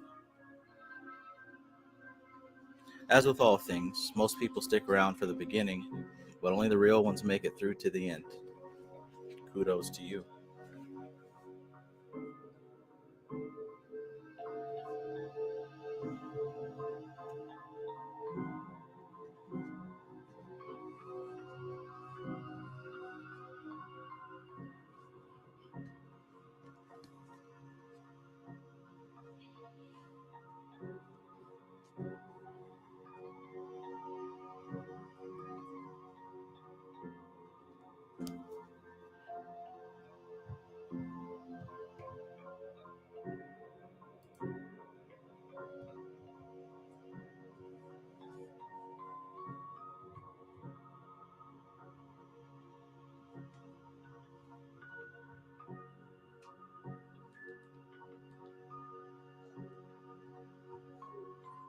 All right. Well, I guess that's all there is to say. Time to go.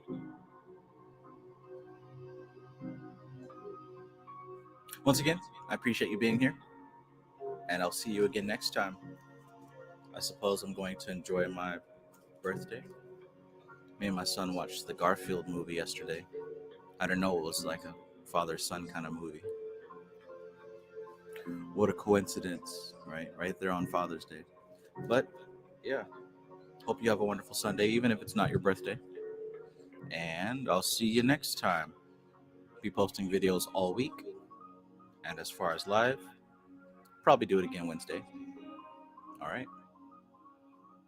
This is TK Trav, aka Travis Magus, here with LVX777. I love you all. Peace.